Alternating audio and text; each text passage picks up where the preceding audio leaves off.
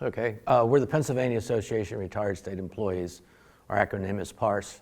We're a nonprofit, completely separate from the Commonwealth, yet we work with the Commonwealth. We're certified by the IRS. We've been around for 50 years. In September, we actually had our 50th annual meeting. We've worked with, and our goal was to, when the organization was founded, was to offer some of the benefits we don't get when we retire. The biggest two being dental and vision, which is most important to many retirees, all of us for that matter. We also represent the interests of retirees in terms of pension.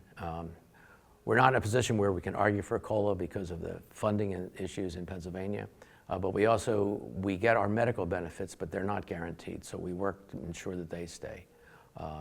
We worked with an insurance group for about 25 years, and then they joined AMBA, and that's how we've become associated with AMBA.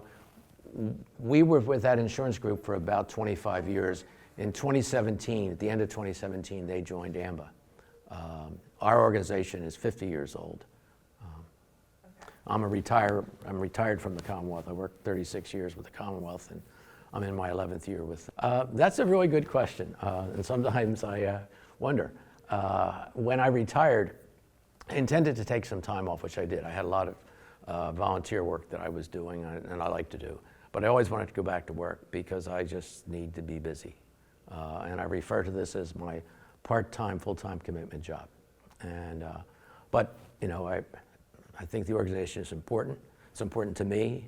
It's important to my wife because she is a benefit of my benefits. And it's a benefit to all of our members. How many members do you guys have, do you know? We have, on Monday we hit 33,000. And that's, we can talk about that later, but that growth is thanks to AMBA. Actually, this is our second.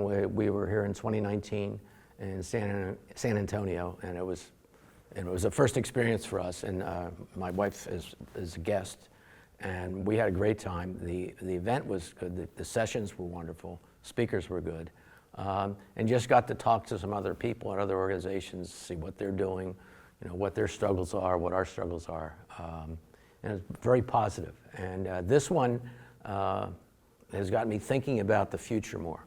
That, you know, I hadn't thought about the fact that, you know, we've got, all the baby boomers are just about retired, but now that's the next group, the X-Gen, and then the millennials. Well, how do we appeal to those? So I was doing a bunch of notes this morning, not for this, but just for when I go home, to start to talk about, to my board about, you know, we really need to rethink who we are and what we want to do. Well, I think it's key to the survival of the organization. If I can divert for a minute, our organization is made up of 27 chapters throughout the Commonwealth of Pennsylvania. We also have members, well, I think in almost every state in the country. And they all have their officers. You know, and you know, we at our governing board meeting in September, I said, you know, look around, folks. You know, we're all getting older. You know, who are the young people that are going to take up the lead? And you know, that's something I had been trying to press with the chapters, that, you know, you need to get out to the new members and attract them somehow. And that's how we do that, I don't know. So I have a bunch of ideas from here that I can try and maybe start that whole process again, because if we don't, you know, the chapters are going to dissolve because they won't have leadership. We'll still have the central office, you know, but you know, they have a little bit more contact, and I think there's more that they can do, but we all get stuck. You know, it's convenient because we get up in the morning and we put, you know, a shirt on and we put, you know, a sport coat or slacks or whatever we're wearing, but it's just routine. Well, maybe we don't need to be wearing that sport coat anymore. Maybe we need to do different events. Most of the chapters just do lunches. I'm like, well, who wants to go to another lunch? You can edit that out maybe. But you know, we can't just do the same thing over and over again and expect new people coming in who are a lot younger. I refer to them as the young retirees. I've been retired 12 years now. I refer to them as the young retirees. You know, they don't want to necessarily sit down at a lunch and, you know, have a raffle. They want to do something else. I don't know what that might be yet, and how we can promote that. But it's something we have to invest in that, I think, if we want our future to continue. We do have some teachers, but there is a separate teachers group in Pennsylvania. They're only a couple of miles from our office, but and they offer the same benefits that we do. Our dues are a lot less, so we do have some teachers, and we're primarily though retirees from the Commonwealth. Our bylaws say anyone receiving an annuity from the Commonwealth. What we've been able to determine is in some local areas, there is state funding that goes into retirements. So some local municipalities could potentially qualify. We haven't seen a lot of that yet, though. But sure, I mean, because I've seen the growth of PARS from, I was getting excited when we were approaching 20,000 members, and then 25,000 and 30. And when I speak to elected officials over in the Hill, I make sure that I mention that we have over 30,000 members. And that gets their attention. So that I would say to people who are thinking about the organization, aside from the fact that if you don't have dental and vision benefits, and we know that if you don't have good teeth, your health suffers. So you want to have those benefits. You've had them all your career, so why not continue those? But at the same time, we're fighting for anything that might either help retirees or adversely impact them. We had someone propose some legislation in Pennsylvania in this last year. We have property tax in Pennsylvania. They always argue we're going to drop property taxes. They never say how they're going to make up that delta of all that income from that. And his proposal was to tax pensions. So we were actively fighting that. That's gone away now. So we do try and look out for there. As far as teachers, a little bit different. As far as retirees from the Commonwealth, we're blessed to get our medical benefits from the Commonwealth, but they're not guaranteed. So we're working on those all the time to make sure. And my argument with people from the Office of Administration, which was where I actually retired from, that's where I finished my career, said, remember, fellas, you make any changes to those medical benefits, when you retire 4, 5, 10 years from now, they're not going to roll those back because you've retired. And they understand that. And so you can speak to them on that. So that's what I would say to someone who's thinking about this. This is what we're trying to do. Okay, well, I've been with the organization 11 years, but AMBA only became we only became associated with AMBA in 2017, in the end of 2017. So it's the last few years. One of the problems we have with getting members is that the retirement system in Pennsylvania will not provide us with names and addresses or emails or phone numbers. They'll give us a name and a pension. I don't care about their pension. I want to know where do they live so we can reach out to them, or an email where we can send them something. And we've battled over that, and it's not something we've been able to win. I had different people come in at different times and say, oh, we can find you members. And I said, all right, we'll come back and show me how. And they just went off into the weeds, never came back. When the Professional Insurance Services, it was the insurance group that we had worked with for so long, joined AMBA, and I first met with some of the officials from AMBA, said, we'll grow your membership. And I said, well, you're going to have to prove that. And they have. I mean, they're able to. My background is IT, so I know you can do deep dives to get lists and potential, and that's how we've grown. I tell people in the midst of COVID, in 2020, in March, April, May, our membership was growing. People were joining the organization and signing up for dental and vision insurance when dentists were closed. But it was important to them as they were retiring to get that.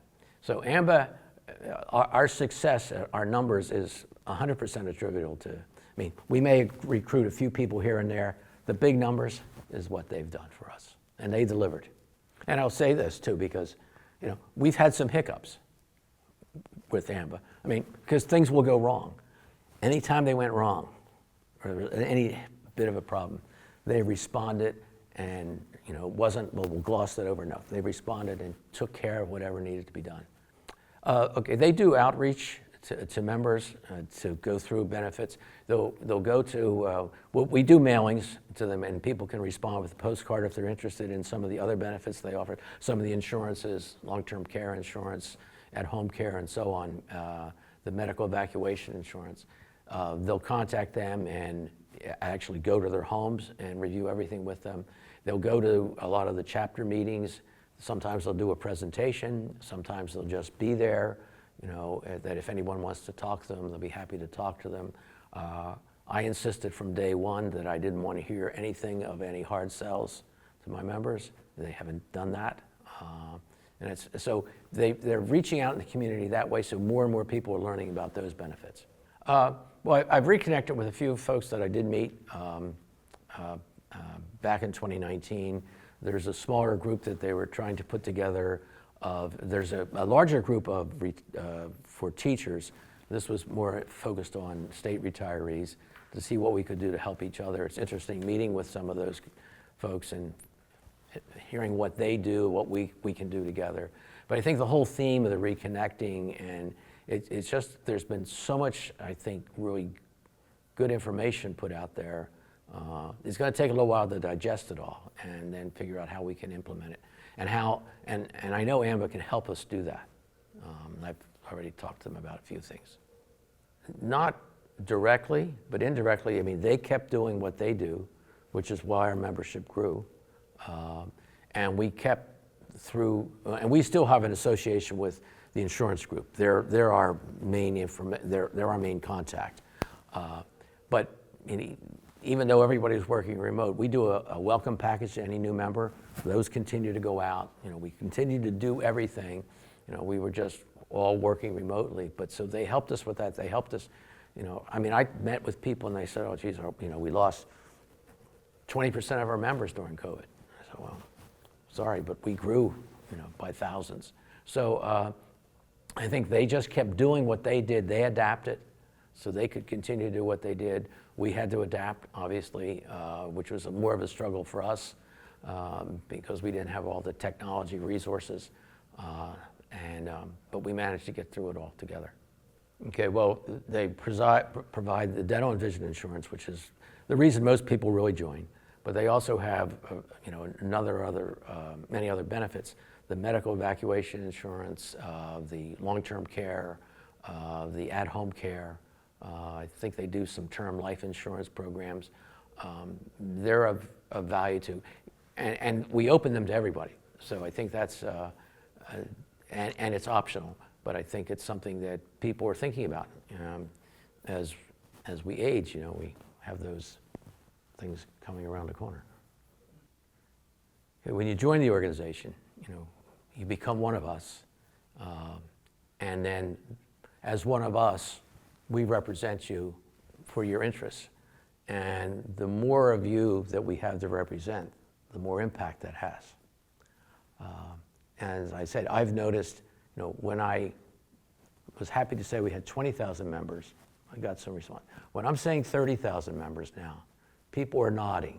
They know that's a number. So we'll continue to do our best to fight for your benefits, to protect them. It's funny, I just made a couple notes with the presentation was going on. Something we don't do, although our bylaws allow it, is current employees. I believe that the wording is if they qualify for a pension, so they need to have been there a certain number of years. We've never done anything in the way of recruiting those. And I think maybe that's something we need to take a look at, because that's our future. Not the people who are there now. I mean, they'll be part of it. But those people, and maybe we bring them in a totally different way, but just say, look, you become part of our organization so we can say you're there, so that when we're making our pitch for our benefits, your voice will be there also, and then you'll have something to go to when you retire. I think the thing that we'll have to overcome is because as an active employee, you get your dental and vision insurance. So we don't have that to offer them. What we do have to offer them is advocacy. And I think there's some ways we could do that. Sure, we may not get a lot of members, but maybe once it starts, it'll build up some. And I think the more important part of it is, though, now you have somebody in the pipeline, as you will, so that when they retire, they already know where they need to go to get their benefits, and then maybe they can get them more involved in the organization in a leadership role to continue. Brilliant, thank you. Okay, so is there anything that's like on the horizon for you guys right now that you want to speak to? No, I don't think so. I mean, for a number of reasons, I wouldn't go there. Okay, so I really feel like I have got all of my questions, but I have, over my years of interviewing folks, I've come up with this final question that I ask absolutely everyone. It's my always thing, and it is, we're here, we've set up all of this stuff. It took quite some time to get everything just so, to make you sound and look beautiful, right? That's tough. We did it though, you look great. So while we're here, is there anything that you feel would be a shame to not get to tell me? Or is there anything that you feel I've missed?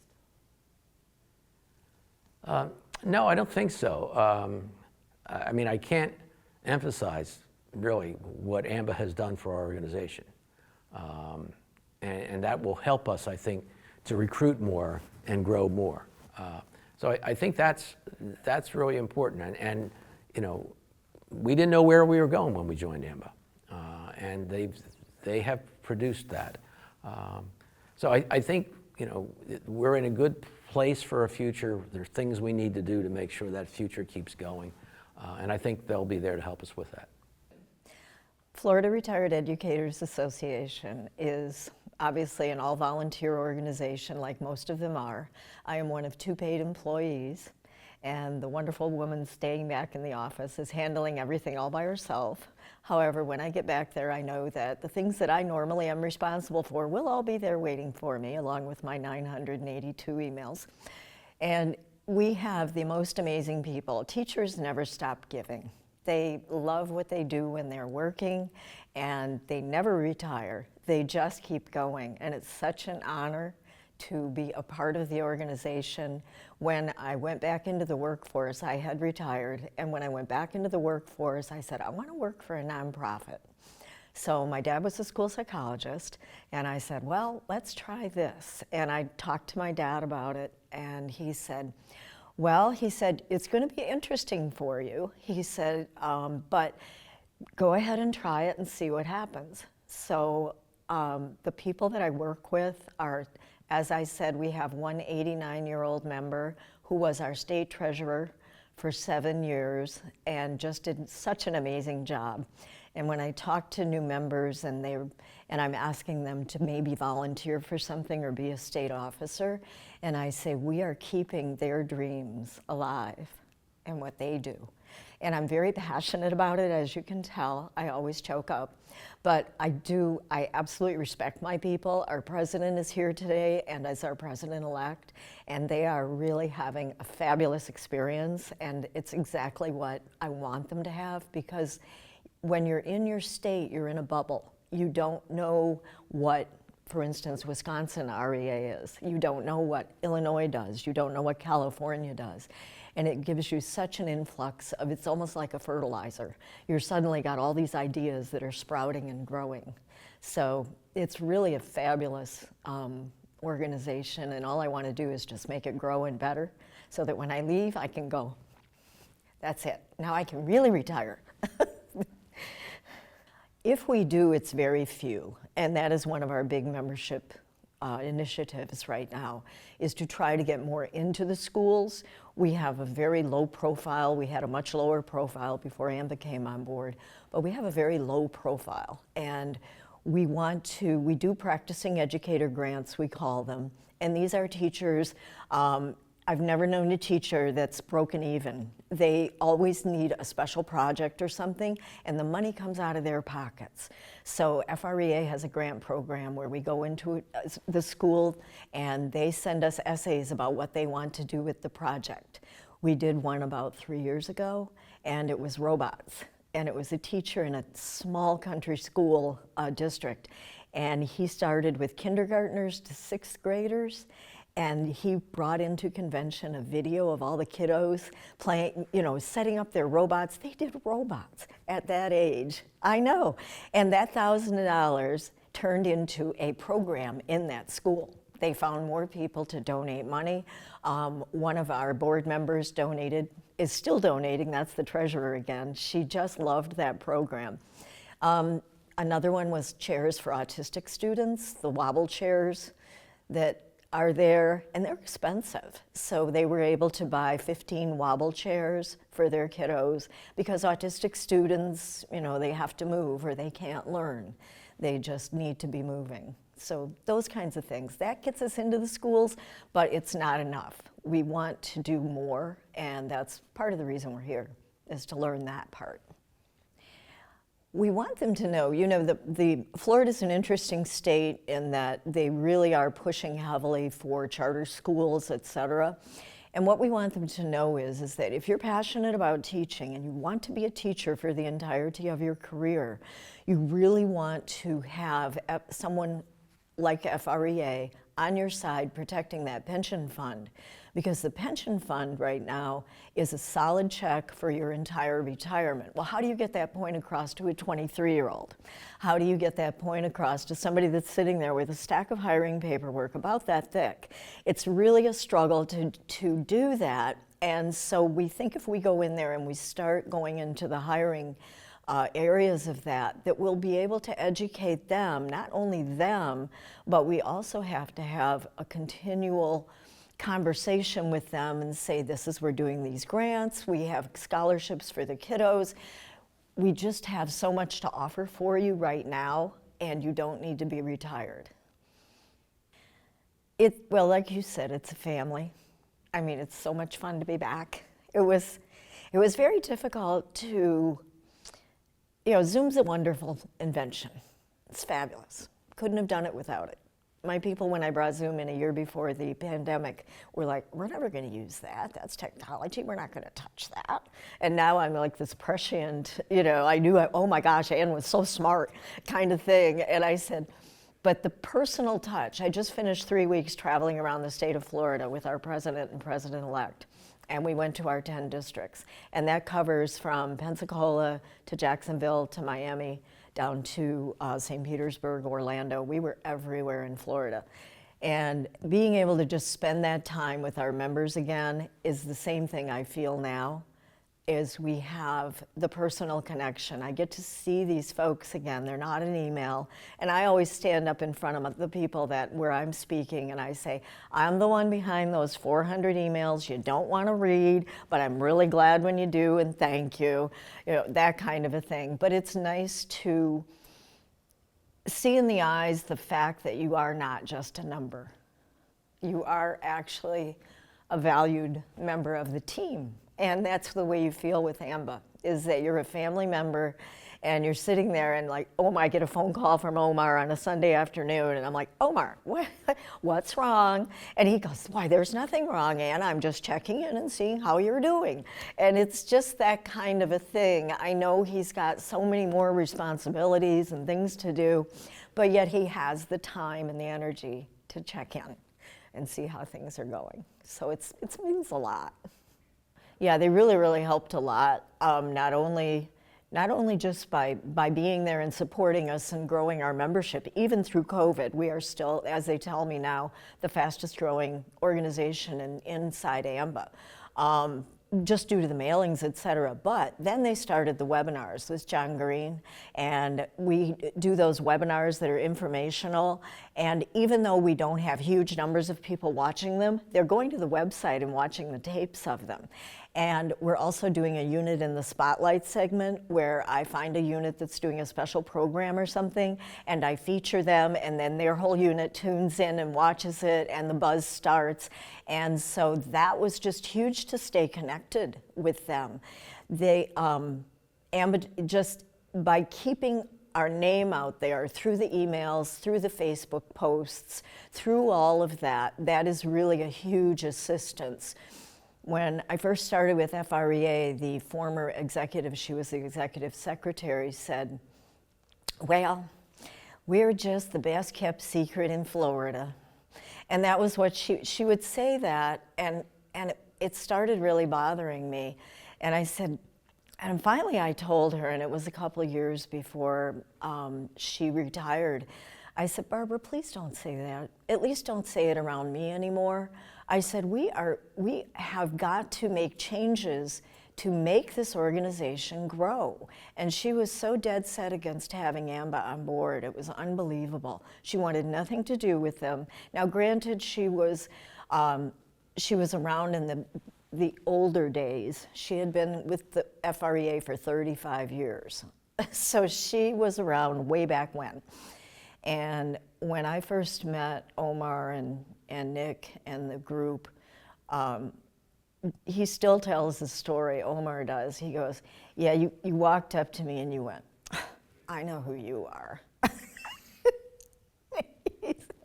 He said, and I love to tell that story because, I mean, he said the off you in waves was the whole, and once I got to know them and speak with them and understand them, and also Jen Starr had come in and the culture was changing and it was becoming, I would say, more sophisticated, a little more oriented toward us. It really did make a huge impact on me. And I went back home, that was an ASSERT meeting, and I said, we have got to start looking at them. And I had literally just come on board as executive director. I'd started with FREA as a file clerk. And it was, Barbara looked at me and said, you have a master's in organizational development. You want to be a file clerk? And I said, I want to work for a nonprofit. Let's see how it goes. So now that I'm executive director, I went to the board and I said, guys, we're rearranging the deck chairs. It's not working. We were down to 4,300 members, and they came on board and brought us. And by helping us through the pandemic, and we continued to grow, we passed 10,000 last December. I mean, it's unbelievable. I just look at them and I say, without you, we would have been, I wouldn't have a job because there would be no organization left. I mean, or I'd be sitting in my living room running the organization because we wouldn't be able to afford rent. So that was how close we were to the edge without them. And the way they stayed with us all the way through it and kept us growing and kept our profile growing and kept the awareness of us growing. People call the office and they say, well, I got this thing in the mail, and I mean, what do you do? So I'll give them a brief synopsis, my little elevator speech, and I'll say, you know, could you go to the website and could you please just kind of scan through it real fast? And then if you have specific questions, please call me back. My name is Ann. Love to help you, and we'll go that way. I said, I just really can't spend 4 hours on the phone with you right now, telling you about my organization. So, and they were always very, they end up joining. So it's wonderful. If I go to Tallahassee and I tell them I'm there representing 300 people, they're going to say, okay, that's nice, thanks, see ya. I walk into Tallahassee and I go to those legislators and I say, I'm representing not only my 10,000 members, but I'm representing 90,000 retirees from the education system in the state of Florida. And we made a list. We took all the counties, and when our members walk into the legislators' offices, those numbers are all the retirees in their counties, whether they're FREA members or not. They can walk in there and say, I'm representing 12,228 retired Florida education employees. And that is heft. I call it heft. Your voice is louder. You are no longer just one person. You have a wall behind you, and that wall is your firewall, and we will take care of you. Obviously, always the pension fund. That is critical. We have a 401k plan now in the state. We lost the battle of keeping the automatic. When they were hired, they would default into the pension fund. Now they default into the 401k. So when I talk to a millennial, I would say, like I said with the new hires, and see if they don't do it when they first hire in, it's way more expensive to do it down the road. They really can't afford it. I mean, you could not afford to shift over. You could go from the pension fund to here for absolutely nothing. But if you want me to get my phone. I think we're okay. Okay, if you can't hear it, it's muted, believe it or not. But if you're going to join the organization, it's really not just for that. The other reason to join is also to be with people that have the same war stories. I mean, these are people that were in the trenches also. And as we grow our younger membership, and younger is obviously relative, but as we grow our 60-year-olds and our 65-year-olds, as we grow that group, we find the energy that they bring is so valuable to the organization. Because let's face it, I mean, every decade, the energy level is just a little bit less.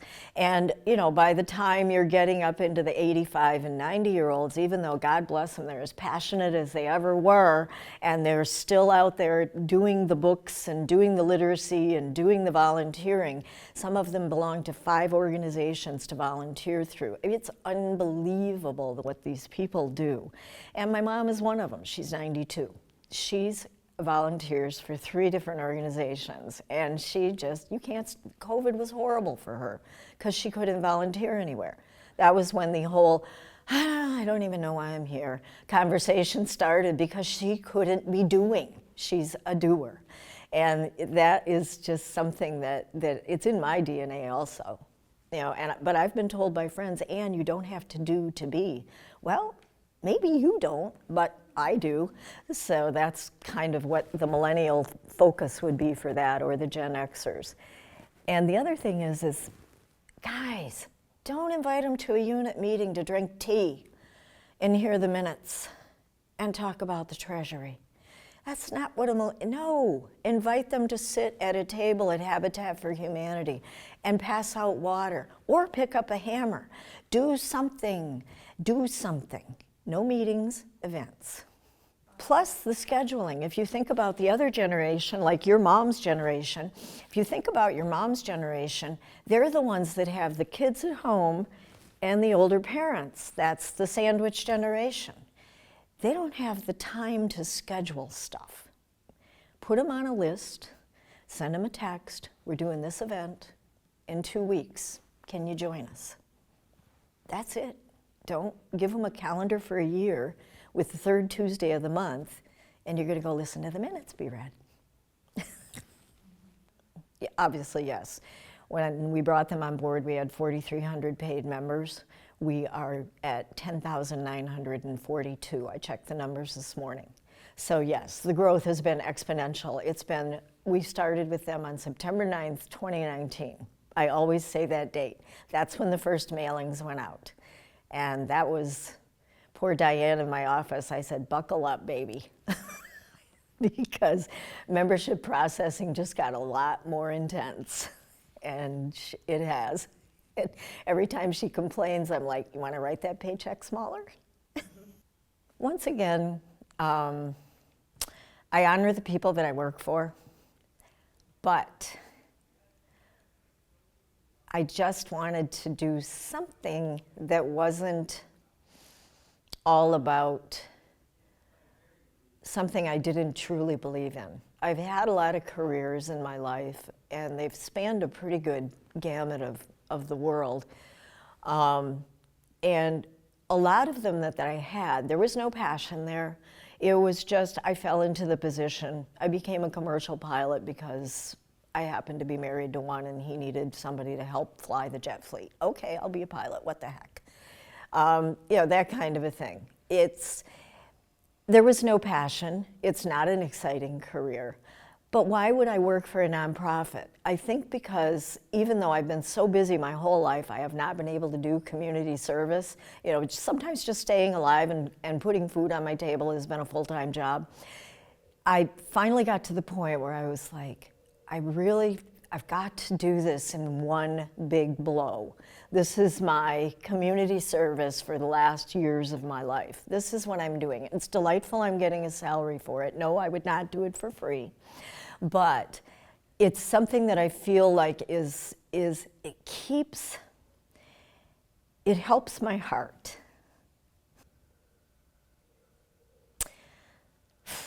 Thank you. Well, our association is a small organization. It's about 535 members in a large state with many miles between all of us. And we're all retired educators. But we include in the retired group, we include, they can be a cook, a bus driver, an aide, principal, secretary. We allow all of those people in there. One of our main things for us is we advocate for pensions.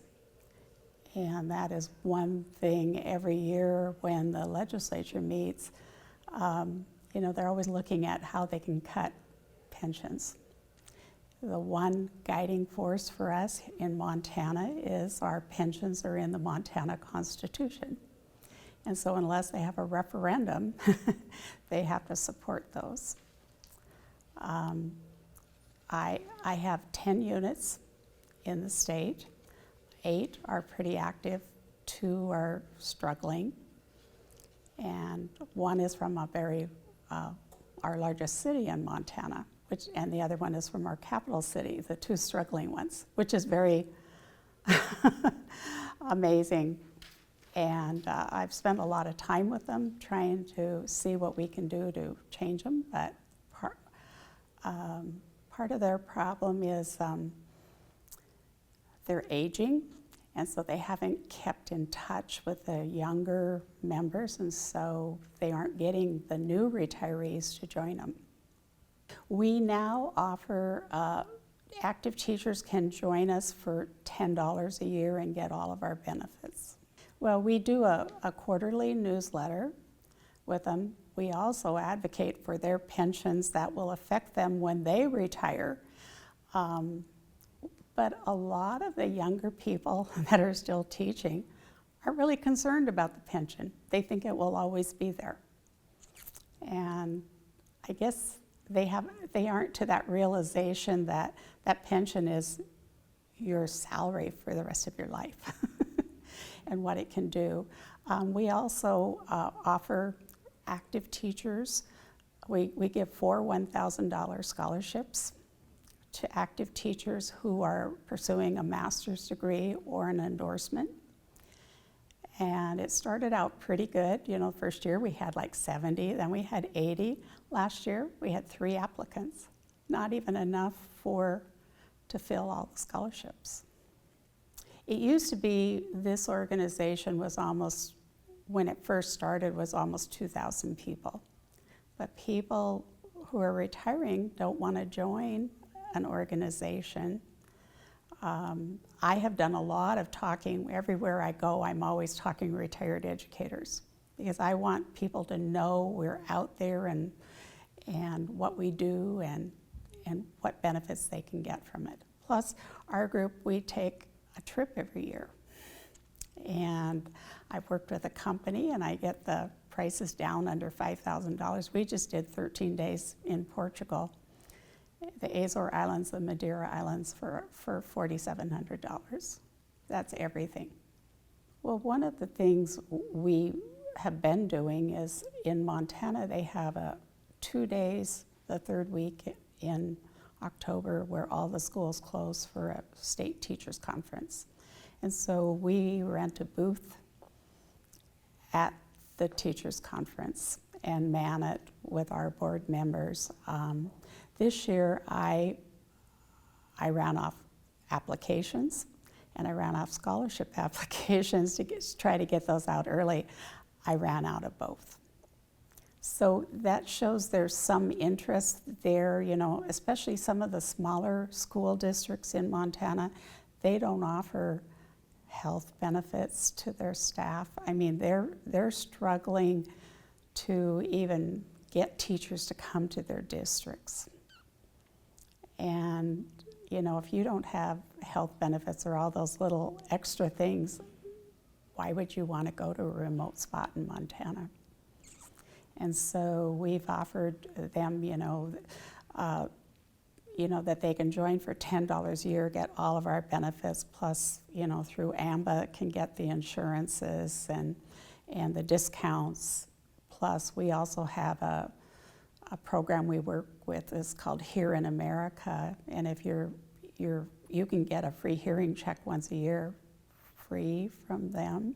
And if you have to have hearing aids or that type of some equipment that way, they help you find a discount on it and get you the best deal they can. We're looking at shrinking teachers, a shortage of teachers in Montana. Some school districts are not up to where they should be, which is very difficult for them. And with, distances are far apart in a lot of the areas. For our board members, we also offer our meeting on Zoom, and we offer it in person. So the people that are out in eastern Montana, which is a distance they would have to travel, over 500 miles to where our board meeting is, for a 4-hour meeting, that's just not feasible. So that's why we offer a Zoom meeting for them, and they can participate that way.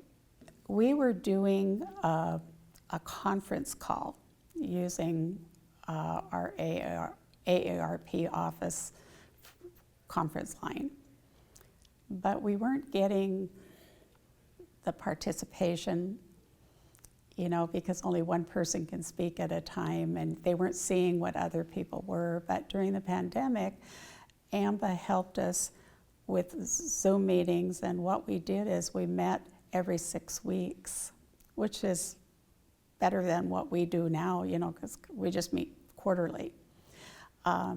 One time it was a board meeting, the next time it was a chat session, and I feel we got a lot more things accomplished in the chat sessions, and it kept my units together.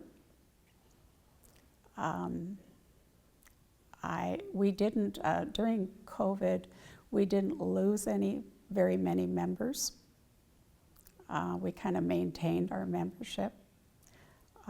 The local unit I belong to, we increased by 20 members during COVID. Interesting.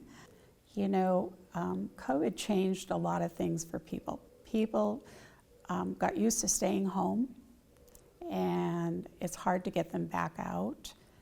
And I think with this theme of Reconnected, this gives you just that little bit of new energy, that we're not just sitting out there on an oasis by ourselves. We have other people all in the same predicament we're in. And I think, I brought my state treasurer with me, and it was really interesting because she really didn't understand what AMBA was, even though we've worked with them, but it's giving her a new avenue as far as membership. No, this is my second one. I became the executive director in 2017, and I came to my first roundup. And then in 2019, our group was on a tour to Italy during roundup, so we didn't get to come. And so then this is my second one. Well, they, when COVID started, Jeff Kale contacted me, and he and I had some phone conversations, and pretty soon we were on Zoom with him, and then my board meetings were on Zoom, and even to this day, I invite the AMBA people to our board of directors meetings. And they join for a short period of time and give us an update on Zoom. And I think it's brought my board a better understanding of what AMBA actually does for us. Well, and I feel like the three people we work with mostly, are Bo and Garrett and Jeff Kale. I can call them personally anytime with a question.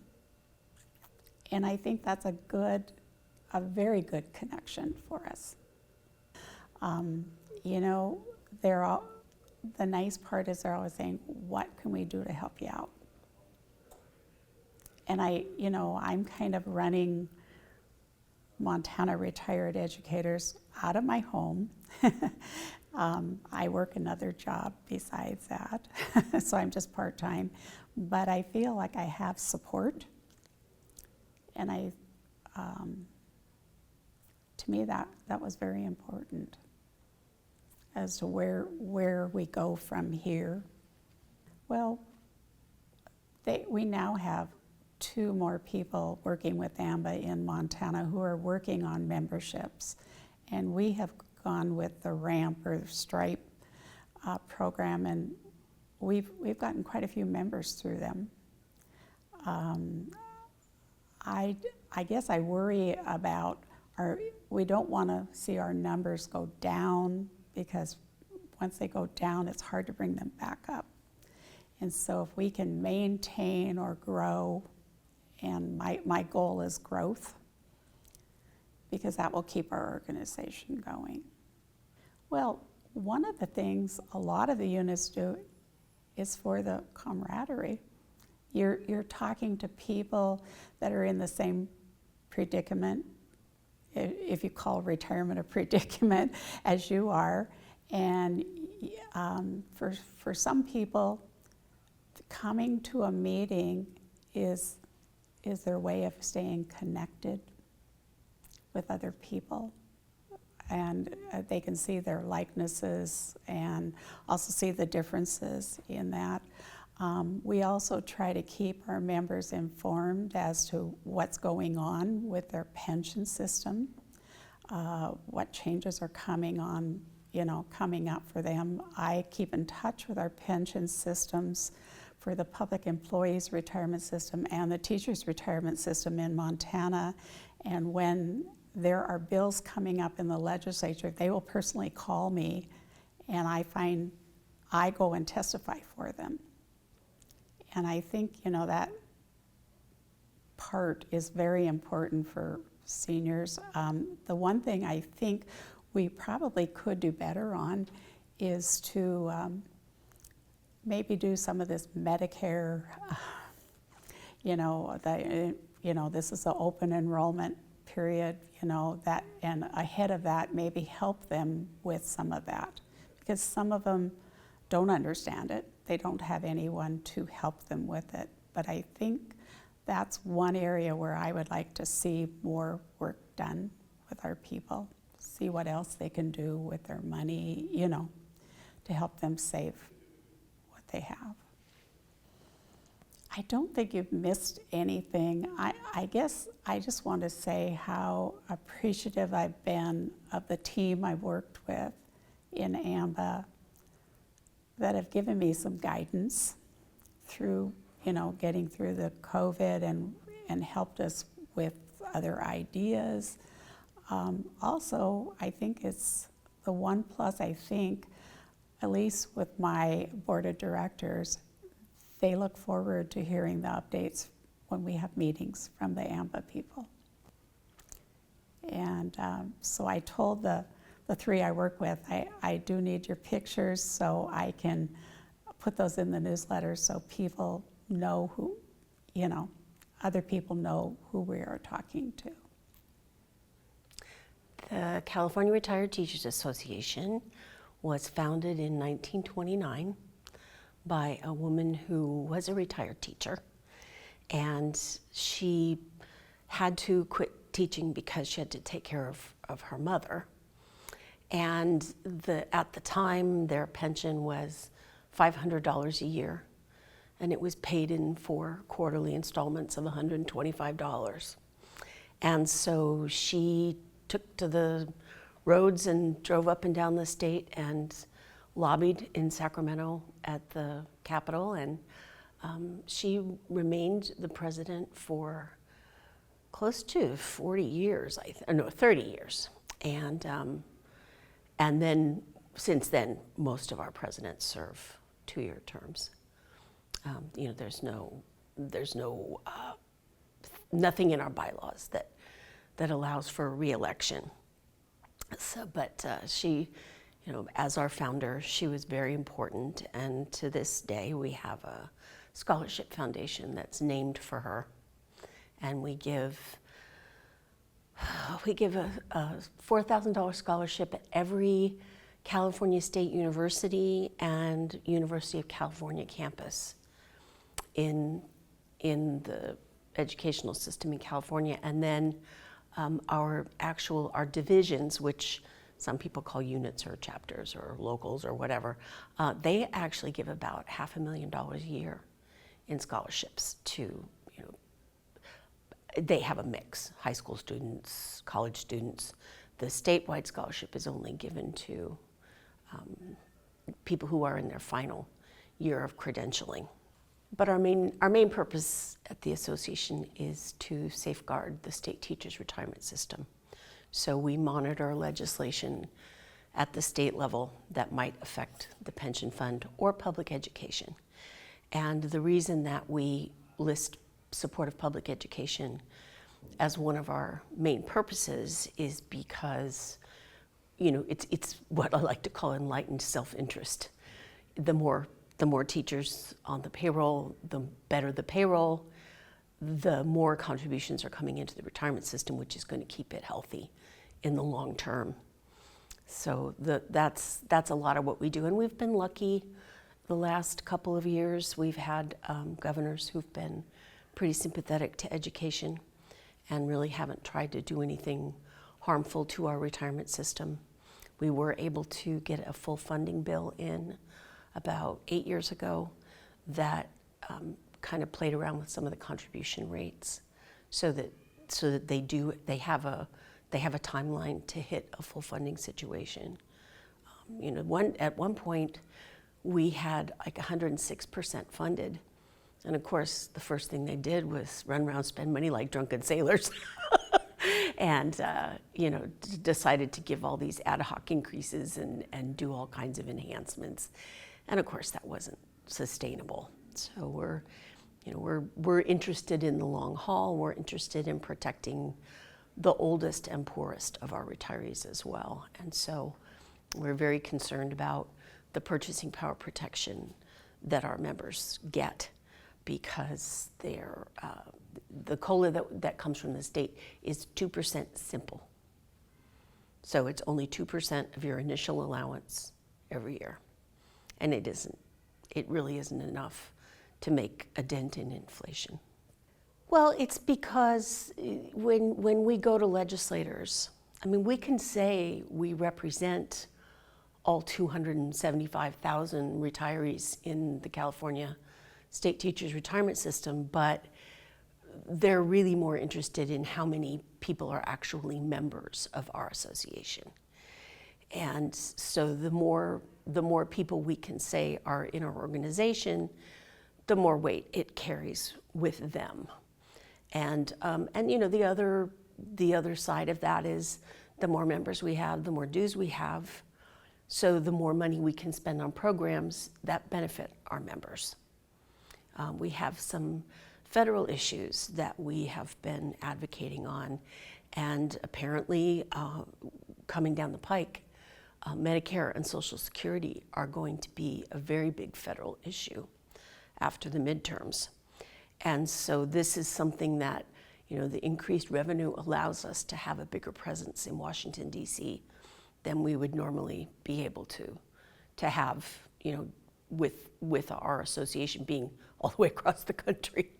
So it's something that's real important for us. And it's, the more stakeholders that are aware of what's happening at the retirement system, the more pressure we can bring to bear on them. We recently had 2 sponsored bills that were passed and signed by the governor this year, but we had to get our members to come in and actually testify at hearings. And I think it was good for them too, because they felt like they were really part of the process. Unfortunately, with the kinds of associations that we are, a lot of people get that public television mentality. It's like they're going to be there showing Sesame Street every day, whether I send in my check or not. And I think that's one of our biggest problems is people are like, yeah, oh yeah, you're doing great work. We think you're fabulous, but we'll just let somebody else do the heavy lifting. We'll let somebody else write you a check. And that's always been a big issue for us. We have been trying to attract them more aggressively over the last 10 years or so. And that's because we can't get information from the retirement system on who the retirees are. The only thing that they'll tell us is their name and the school district that they retired from. Well, there are 500,000 teachers in California, so trying to track these people down, after the barn door is closed, it's kind of frustrating. We have to get on the internet and try to find out who they are, and maybe that's their address, maybe it's not their address. And so, that's part of what we need to do in order to get to more people. But when we did this research in 2012, because we were spending money on an independent expenditure campaign around a proposition in California, because we have the initiative process, that would make a 1/4-cent sales tax with all of those proceeds going to public education. And we already have a pretty robust public education funding law in California. We have Prop 98, which gives a pretty substantial amount of the state budget to education. But when we did these focus groups, what we found was that people who weren't members, who were either just retired or just getting ready to retire, were the people that they were targeting, that they were almost hostile, that they had never heard of us before. They were like, why didn't you try harder to find me when I was still in the classroom? And we're like, well, we would have liked that. So we've tried to do a few tactics to get our awareness boosted, to get out into the schools. So we run 3 times a year a Facebook grant program where we push ads out on Facebook, and people can enter the contest by just giving us their name, their school, and their email address. And then they go into a big pool, and we draw 25 names from that pool, and they each get a $100 grant for their classroom. And so this helps with awareness, and so does the fact that a lot of our divisions also have these teacher grant programs. And so they try to make the presentations in the school. So they try to go to a faculty meeting or a PTA meeting or something where they can get in front of other people.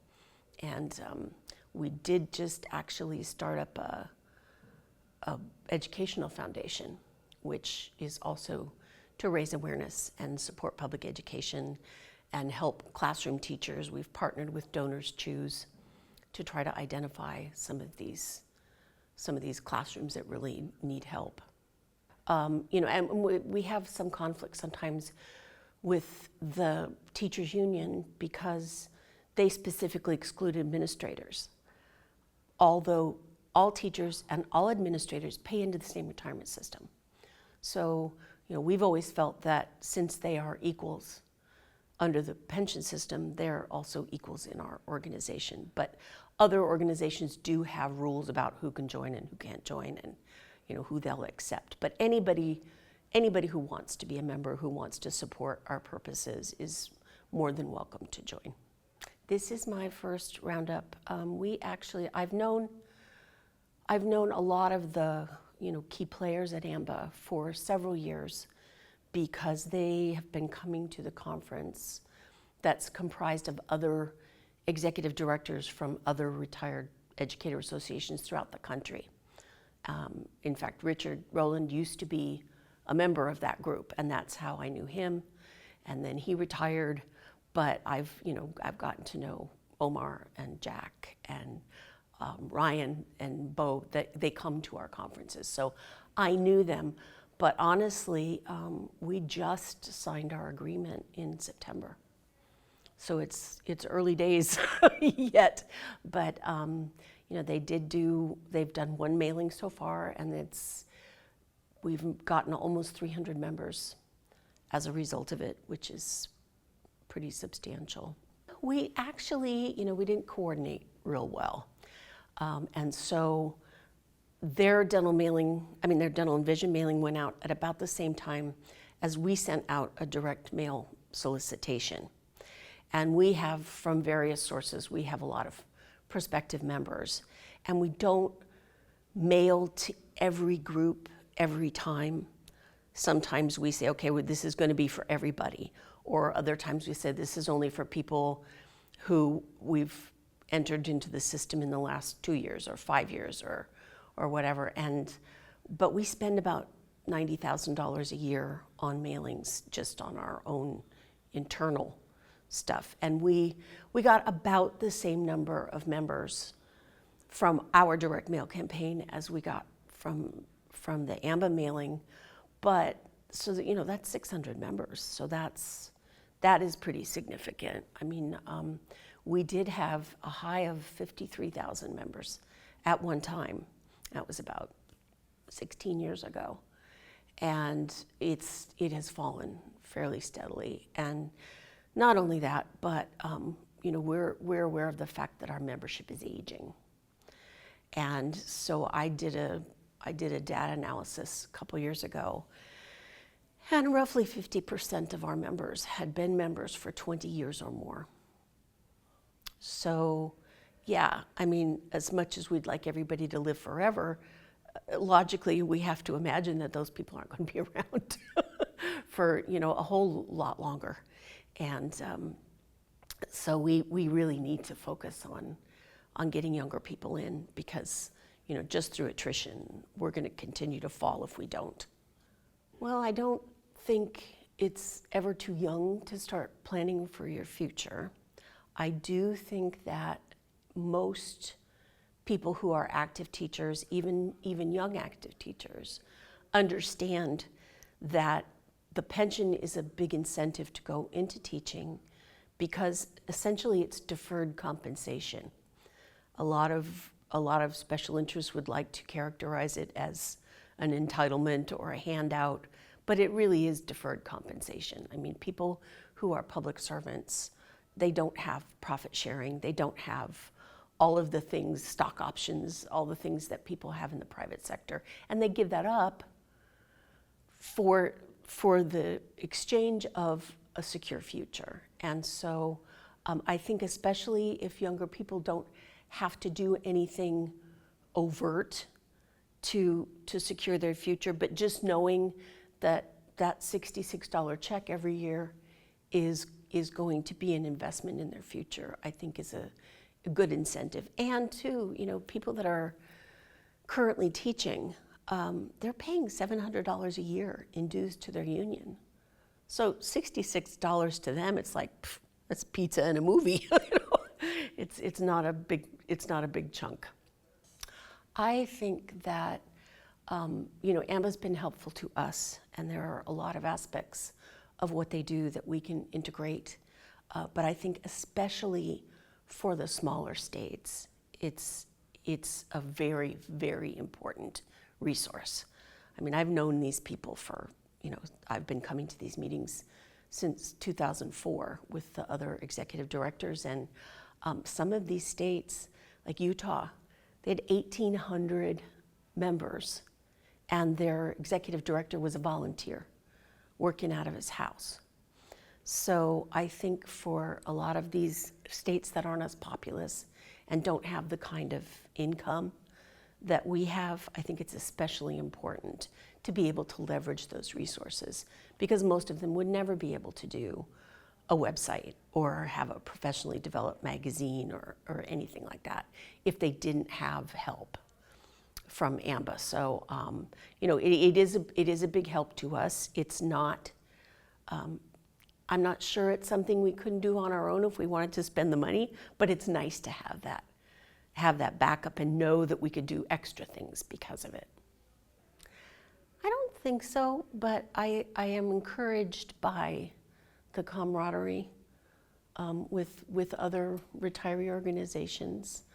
Even the people that are here that aren't part of the education community in specific are all very supportive, and you know, they like bouncing ideas off each other. And I've had a couple of people come up to me during the conference and want to talk further about certain things. So that, I think that's really a nice part of being here. And I think it's really nice too to actually be able to be with people. Because when this first started, I mean, we thought, okay, we'll go home for 2 weeks and we'll come back. And then it became 2 months and 6 months. And, you know, we had to come up with just a different way to do everything. And we canceled our conference in 2020, but we held a virtual conference in 2021 with the help of a company that produced it for us, because that would not have been something that we could handle in-house. But last year, we actually had our conference in Sacramento with fewer people, but it was still nice. And you could just tell, instead of being grouchy, everybody was so happy to be with other people. Well, we're pretty excited right now as the association. We actually just crossed our 40,000 member mark of retired educators. And in our association, some different than others, but we're only retired educators, not the rest of the school personnel. So, but yeah, we've had that goal for at least 6 years, and we finally crossed it. And so we're pretty excited about that.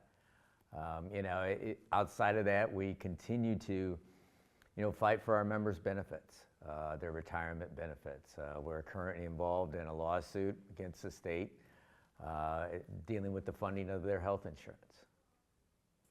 Well, I would say that the biggest thing over my 19 years or whatever, and I think actually we've been with AMBA for 20, that was preceded me by 1 year, is truly their commitment to membership over the last 5 to 6 years. You know, it's truly, you know, the number one on the list is literally membership, and then it's benefits, you know, and making sure that that person that they're talking to is a member or will become a member. To me, that's the biggest change that's taken effect over the last 5 or 6 years. Well, you know, growth is important just because it takes numbers to influence. And, you know, obviously advocacy is always still our number one thing in behalf of our members, in the sense of protecting their benefits, whether it's their health insurance or their pensions. So, I mean, the more numbers you have, obviously, the bigger the game is, and, you know, the more influence you carry. So, you know, it's not just about existence, it's about, you know, continue to be able to protect their benefits. So that's why we need to grow. And that's why, you know, you cross a 40,000 mark. It is a big thing. You know, it's something to, you know, be proud of.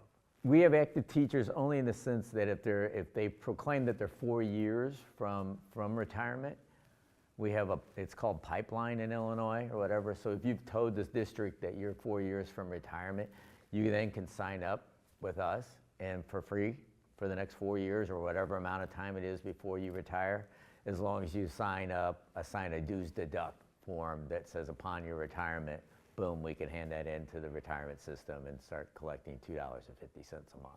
I mean, you know, we kind of look at it in the sense that, you know, if you just have one less coffee a month from Starbucks, you paid the dues, you know, and to protect your biggest asset that you have, and that's your pension and your health insurance. And that's, you know, you need, like any other organization that advocates in your behalf, you need that advocacy, you know, because once again, numbers matter. And so when you go into the General Assembly and you say you have 40,000 members, or I have 1,000 members in your district, I mean, that, you know, those are votes, and it means something. And to protect your benefits, I mean, you know, I'm not a teacher or a retired teacher. I don't get to enjoy your pension and your health insurance, but you do, and you should want to protect that. This is my 9th. So I didn't get to stand up to the end, you know, because there's 10, so, but, or has been 10, but I made it to the 9th. So this is my 9th and my last, because I'm retiring at the end of 23. Oh my gosh. So it's kind of a big deal. We're going to go through, you know, we just started our search committee for the new executive director, and We just put out an RFP for a consultant to assist us in that search. So it's going to be a unique time for me from my last year. You know, it's interesting just because you were doing that back in our own states. Obviously, you know, we've started your local unit meetings or even your state meetings, and you're doing some of those in person.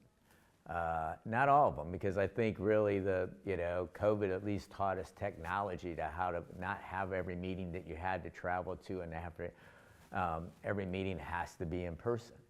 But, you know, it is important, I believe, to gather every once in a while. And that's, you know, and every 2 years to be able to have this meeting, this roundup. I mean, you always walk away with something, you know, and I always think that's like the most important piece of going to any conference, is to be able to take something home with you that you can literally use in your daily work and in behalf of your association. And, you know, so the theme of this year is all the different, the wheel and everything, the renew and all that. I mean, and reconnect. I mean, it's so relevant in that sense that's what we're all doing right now. It's what we're all going through. You know, one of the things that we did when COVID hit was that as a state organization, we decided that we were going to help education, and we put out a notice to our members asking, does anybody want to mentor online, do online mentoring? Within a weekend, we had 500 people sign up. Then we turned around and offered to the state, to any individual child, through our website, that you know, if you need online tutoring, we'll match you up, you know. And it really provided us, I think, a sense of being and worth during a difficult time. Those five, you know. And it's funny is that you literally found, you know, retired educators that had never worked on an iPad or anything like that before, but they went and did it. They went and figured it out just because they wanted to give, when they wanted to help in a difficult situation. They wanted to help that child, you know. And we've really tried to take that piece and tell our locals to run with that, you know, like, hey, you know, if you've got 5 teachers in your local unit that want to still do that, you don't have to go into the building anymore. We've proved that you don't have to go to the building. Call the principal, tell them that, hey, I got 5 teachers, they'll give, you know, 5 hours a week to some online. I got a math teacher, I got a science teacher, you know. And I think it's really the local units are struggling to find their purpose. And to me, that purpose is more about the community and volunteering than it maybe was in the past, in the sense as an information gathering and dispersing, because you don't need to do that anymore. And technology has provided us the ability to communicate with our individual members. I don't have to go to a local meeting to find out something that took place a month ago, you know? So it's more about the social aspect of gathering with, you know, fellow retirees, you know, something that you have in common with or had in common with, of, you know, storytelling in the sense of 35 years of talking about Johnny and Susie and all those people that you had, but also doing good for the community and giving back in that sense. Well, I've always been in government in some fashion, whether lobbying or so forth. You know, and it's funny, you know, 19 years ago when I took this job, I didn't, you know, have any idea how long I would do it. But, you know, you find a purpose, and you find something that literally, you know, something that was promised to people, and that was a pension. And I felt that became my passion, to make sure that they got what was promised to them, you know. And so we were going to battle that no matter what, you know, whether it's the funding for the pension, or even when we filed the lawsuit and we won in the Supreme Court that said you can't diminish their benefit. It just became more of a passion, and you know, anything that, you know, you kind of relate it to sales in the sense that if you believe in the product, you can sell it a heck of a lot easier, you know. And I believed in the product, and that's retired teachers and what they were promised. You know, where I would, you know, and I'll go back, you know, kind of keep this more in the last 6 years, I guess, is what I would say. In the relationship, I mean, I got to meet Steve Cardinal right out of the box. I was the first person, and he actually, Steve, prior to coming to AMBA, worked for Horace Mann. Horace Mann's headquarters in Springfield, Illinois. He had taken, I think, a retirement for maybe a year, but you know, came back or whatever, and actually lived in Springfield for a good length of time. So I was one of the first execs, if not the first exec to meet Steve, and I raised my, you know, when we were talking initially, I said, Steve was kind of going over some of his new and fresh ideas, what his thoughts were. As I raised my hand and say, hey, I'll be the guinea pig. Anything that you want to try, I'm in. Illinois is in, you know, because, you know, for lack of better thing, they have the deep pockets, you know. I might have ideas, but I can't afford those ideas, you know, and they assisted in building our website to be a better website, you know, in the sense of helping their, you know, with velocity and so forth. We put together what we have is a 10-week end of school year program as far as membership growth. With Velocity, we've put together basically, you know, 10 weeks or 10 emails that we send to teachers that are retiring into their buildings, because we don't get the names and addresses once they leave the building, so we know where they're at before that June date, you know, and they walk out. So we've put together a very professional piece that, you know, demonstrates and talks about the association, talks about the benefits and so forth. And it really, you know, I tell my members all the time, or at least my board of directors, I mean, keep one thing in mind. It's not the locals that are bringing our members in anymore. Maybe they did when I first started 19 years ago, but AMBA is who brings our members in today. You know, and in Illinois especially, it's like they've enjoyed, teachers enjoyed having dental vision pretty much their whole career. It's, you know, one of the benefits they've had is teaching, right? Well, upon retirement in Illinois, you don't get that benefit. You know, TRS doesn't provide vision and dental. And like, so they call the pension system, the pension system says you probably should call IRTA.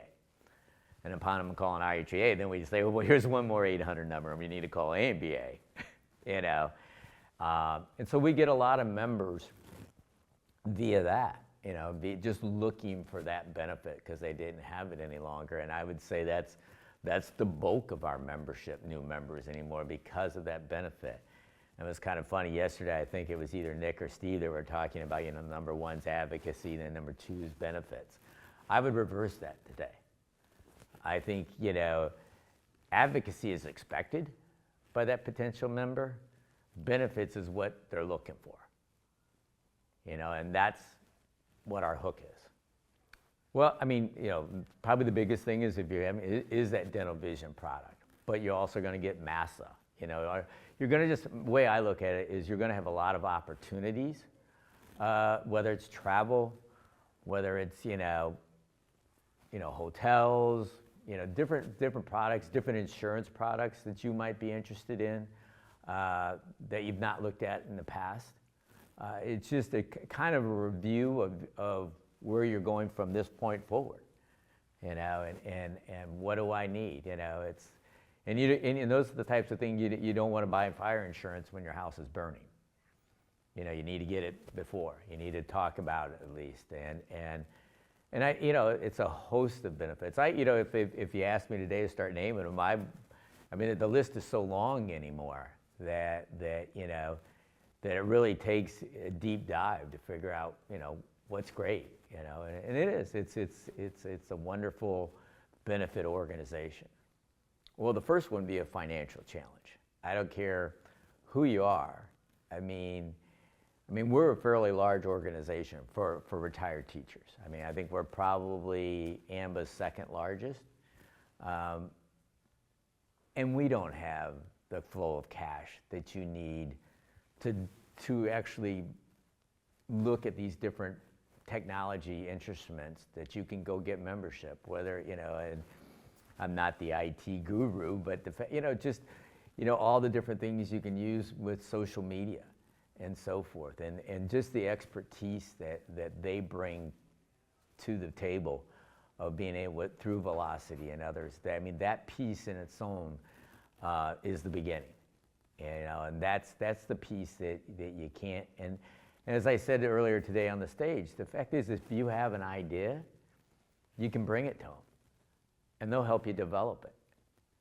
We just started with a QR code, and it might not be the hottest slice of bread out there yet, but you've come to find out through 19 years, it takes a while for it to warm up. And then all of a sudden, everybody in the world will be using it. So those are the types of things I think that as an association, I know there's a lot of associations out there that have, whether they're trying to do it on their own or they have a local insurance agent or something like that, or somebody they've worked with for 30 years, or 40 years or whatever. The opportunities are just so more vast with AMBA than they are with that local person. And it's tough to break that relationship. But when you look at what is available over here and all the good things they bring, whether it's increasing your membership or just providing all the different benefits that your members are looking for, or especially that new retiree's looking for, you can't do that without them. You can't, I don't care how hard you work. You're not going to be able to put a list of benefits together like they have. It's intriguing, and if you'd give me that, and I would have thought about it. I'm not really good on the on-spot thinking of like, what did I forget? There's something I'm sure I forgot, but I really don't. I think, I think I've put forward what the importance of the partnership that AMBA and that we have, and that's what I look at it, and I've always called it as a partnership, because we both work together to achieve the same thing, and that's a strong association, and that's what we do. I work for the Missouri Retired Teachers Association.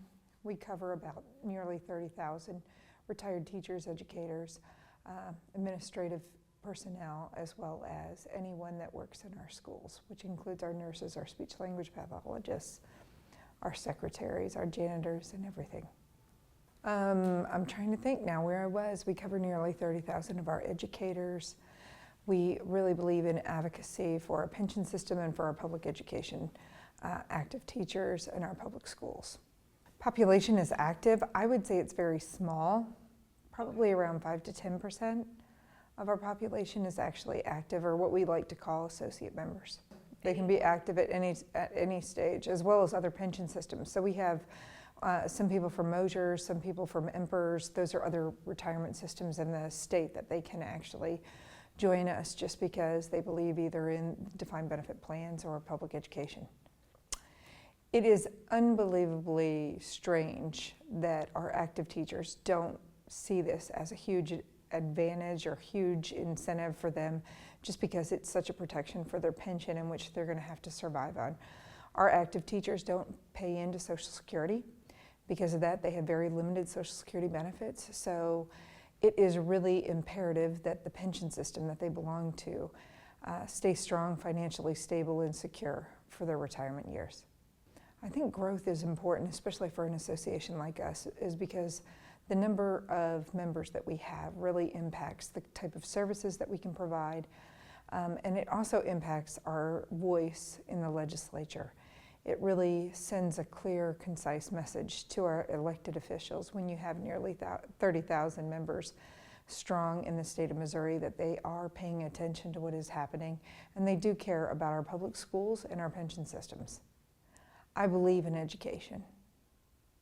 I believe that our teachers are doing a phenomenal job, and I believe they deserve the right to live in dignity in their retirement years. We take the best years of their life. We take them right out of college at 22 to 25.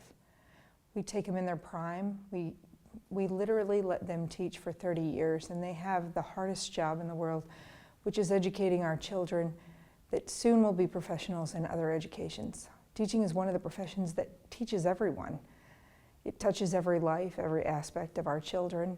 In Missouri, we have over 830,000 school kids that go through our public schools.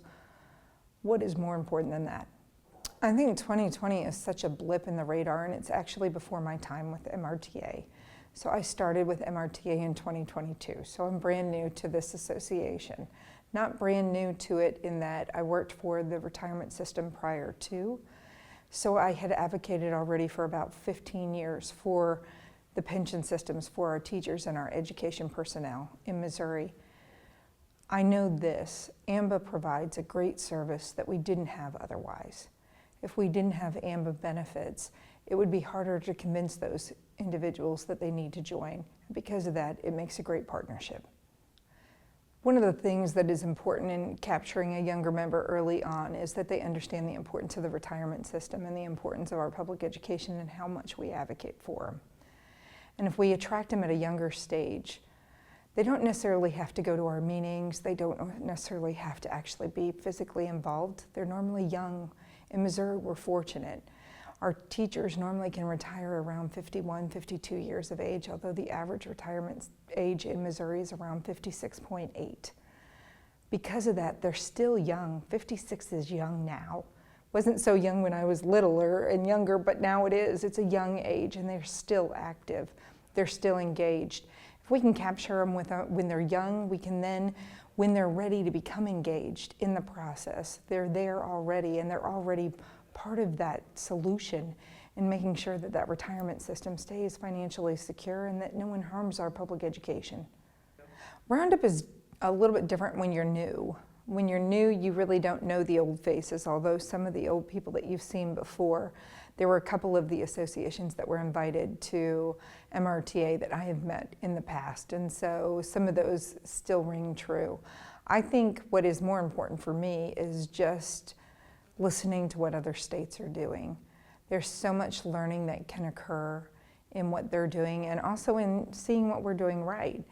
And MRTA has been a phenomenal leader in our advocacy efforts, in our benefit efforts, in the efforts of making sure that our public schools stay safe and that we keep on doing our mission and our vision. So because of that, it kind of refuels us, sets a little bit more education, and tells us what we're doing right, what our best practices have been, and what we maybe can improve upon.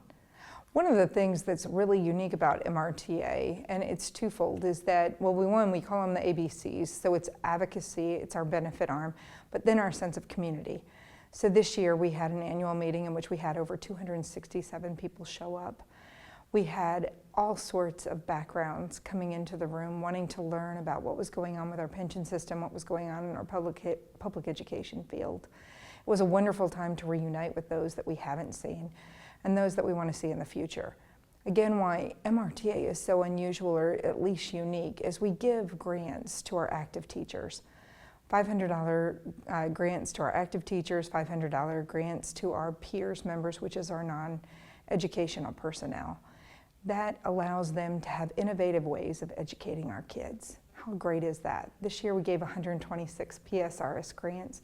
We gave 20 peers grants. We get to connect with our active teachers by giving them the grants, and there's no better feeling than going into a classroom and having that opportunity to provide something and give back to the community. We also do a lot of community service in our state. Over 686 hours. Let me repeat that. Numbers are weird, I know. I know. There's been over 686,000 hours that we have donated to our local communities. We say this all the time, our teachers are the heart and soul of our local communities. They really are. They are what drives the bus for us. And for us, it is important that we still stay engaged. Teaching is a calling as well as a profession. If you know the teachers that matter, you know that they have the heart. And because of that, I think that's seen through as well. MRTA did something really unique this year. We had a golf tournament. One of that was to raise funds and kind of supplement our membership, as we've been having kind of a hard time getting people back to being reconnected with each other. So we had this great golf tournament, and I reached out to AMBA, and Bo stepped up to the plate right away. He offered to be one of our sponsors, which was phenomenal. They showed up. We had a great day. It was a great day of fellowship. It was a great day for public education. It was a great day for our retired teachers. I think the benefit of working with AMBA is it touches people that we have yet not touched. So they do a wonderful mail-out campaign, and they hit people that might not ever have heard of MRTA.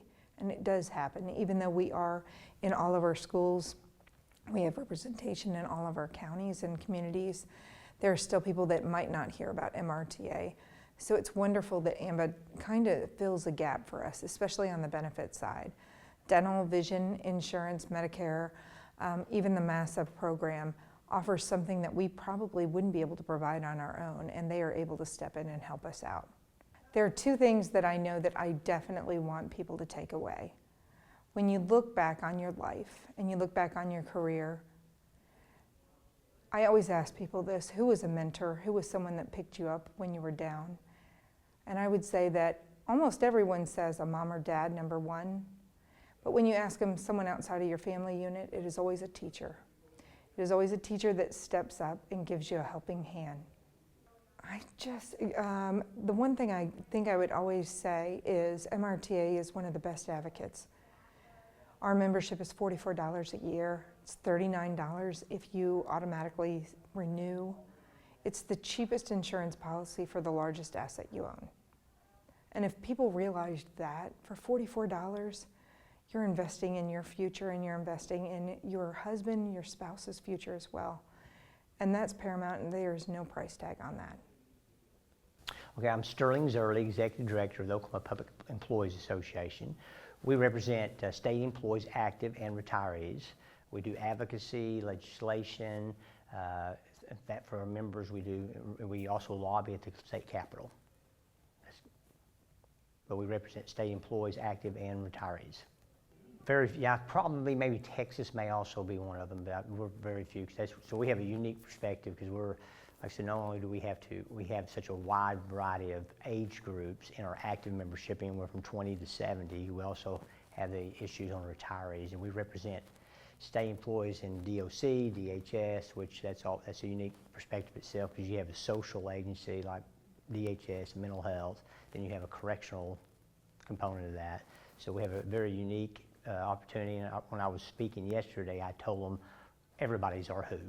We don't have a specific who because we represent such a wide variety of age, demographics, and social compared to correctional facilities. So we have a wide. Everybody is our who. We have about 65 to 70% active, and then the other is retired. And why it's important, you just alluded to that, is if we can get good salaries during those jobs, during those active times, that's better for them in their retirement because it's based generally on percentages and your years of service of what your retirement check would be. So that's one big, and we always try to tie that with our retirees. So when we're lobbying for specific pay raises, may not be helping the retirees that's currently retired, it's going to help future retirees because their salaries will increase, and that will allow them to get more money when they do retire. Strength is in numbers, especially because a lot of things what we do, we have a lot of great programs with AMBA, which has really enhanced our membership package. But we do lobbying. We write our own bills, and when you have groups that can engage and lobby legislators, that always helps your cause. I've had legislators tell me they generally really don't really start looking at an issue unless they get 5 to 10 either calls, email, contacts of some sort. Then they say, hey, this is an issue that we might need to look at. So strength in numbers allows you to make those contacts. And we try to have our members contact their individual Senate and House members because they can vote for those individuals. The association can't, but they can vote for those individuals, which helps them say, okay, I have a constituent now that's telling me about this issue, whether it's pay, COLAs for cost of living adjustments and things like that. So I spent, let me give you a little background. I spent 23 years as a state employee with Oklahoma Tourism and Recreation Department. I took over as executive director in 2007. And we reached a contract with AMBA. It's been August 2021. So AMBA's just really young in our agreement with them. So it's been a little over a year. I think they helped us run the process through their company Velocity, doing a new a new website, which has been very helpful. They actually touch members with the mailings they do, which has been great. And they provide additional benefits for our members because we have some members who don't have dental. retirees especially. And some of our members who are active may have not put their children on a dental. So that's been our two biggest plans is the dental and the ambulance service that they have. So that's been really great, having those additional benefits to offer our members. It is, and we're starting to finally get back from COVID, especially with retirees. And we try to keep some of that social interaction up during COVID. We were very successful. We had about a 200 net gain in our membership, but we did a bunch of Zoom meetings, team meetings, and I know that's not in person, but we at least had some contact with those individuals. And then we do a lot of our membership drives. On active, we go to state agencies and meet and provide lunch. But we're starting to get back in that social interaction with the help of AMBA, where we really kind of bring retirees together and things like that. But the problem is you had the way we recruit or have these social interactions is different than it was prior to COVID. So everybody's had to change their model. We figured that out pretty quickly. There may be a hybrid. We know sometimes when we do those, we'll have some people there, but people who can't make it, we still allow the Zoom contacts during that meeting. Well, it was funny. I know they were talking about, when everybody started getting on Zoom, it was kind of difficult at first, but we started, it became easier because we were conducting all of our board meetings. We conducted an actual convention by Zoom, so it became easier, and we had a lot of people.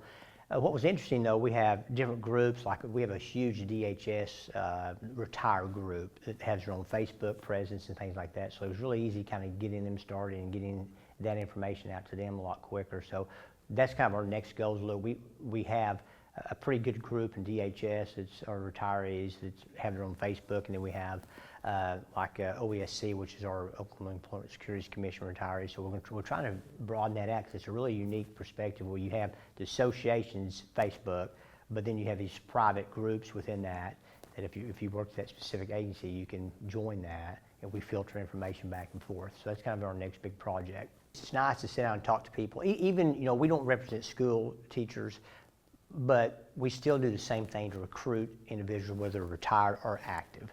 So that's been really interesting to listen to how different people do it, what they've done with AMBA. We did a video with AMBA, and a lot of people said, what do you mean a video? So I have a young man that's about 25, is our communications director, and he was talking about doing a video. Well, we went to AMBA and said, hey, can Velocity, you guys help us? So we partnered and split the costs. And the video, we have an opportunity to send that to all of our current retirees, potential retirees, and all of our active. And it's about a 3-minute video, and it's animated, so it's not dated. So that's been a very great experience, and so I've got to talk to people about that, which it's kind of interesting. We just kind of released that about 30 days ago, and it's pretty significant impact. We provide a lot of great benefits, including AMBA products, which it would be very beneficial to you going forward. Also, we're lobbying for better state employee pay conditions. That's what we do. And we're also going to be providing social interaction projects for millennials and people like that. So we understand, I know I'm 59, but we have the younger staff at the office who are engaging, and we want to make sure that people understand, not only are we trying to educate our members, we're trying to educate legislators and also the general public how important state employees are to the everyday life of every Oklahoma citizen.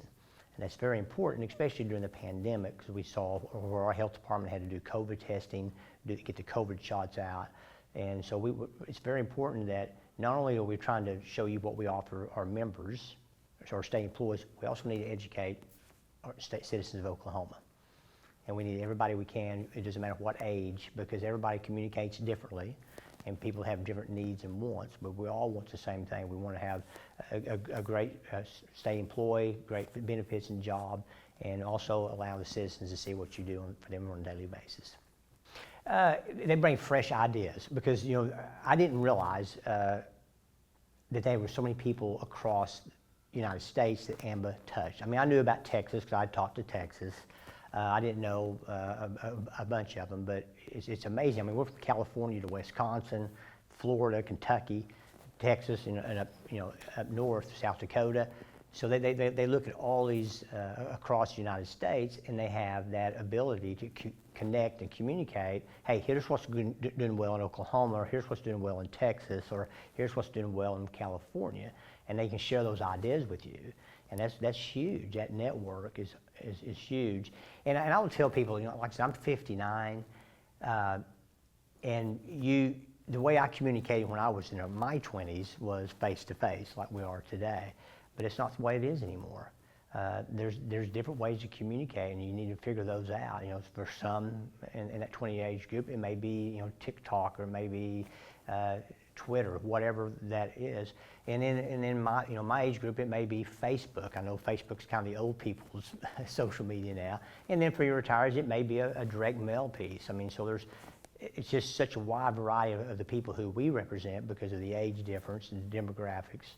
And so it's been very helpful with AMBA, pulling all these different places, saying, oh, here's what they do, here's worked.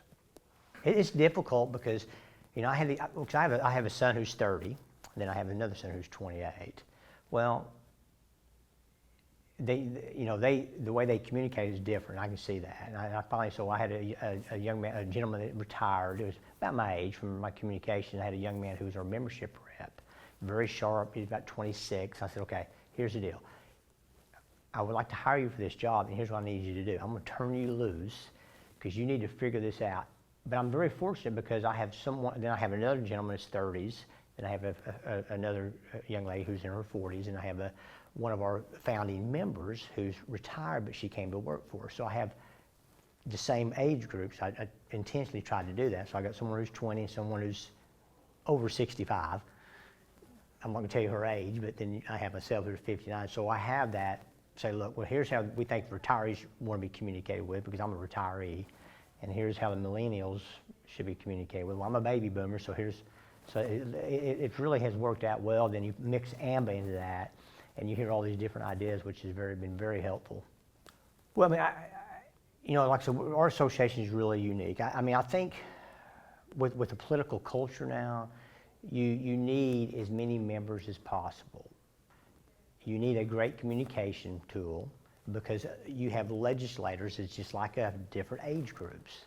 So some of them need to be communicated differently. I mean, that's the way you need to go. I mean, you have, where we're at in Oklahoma, and I'm assuming most states, you have to lobby and educate those legislators and elected officials on that.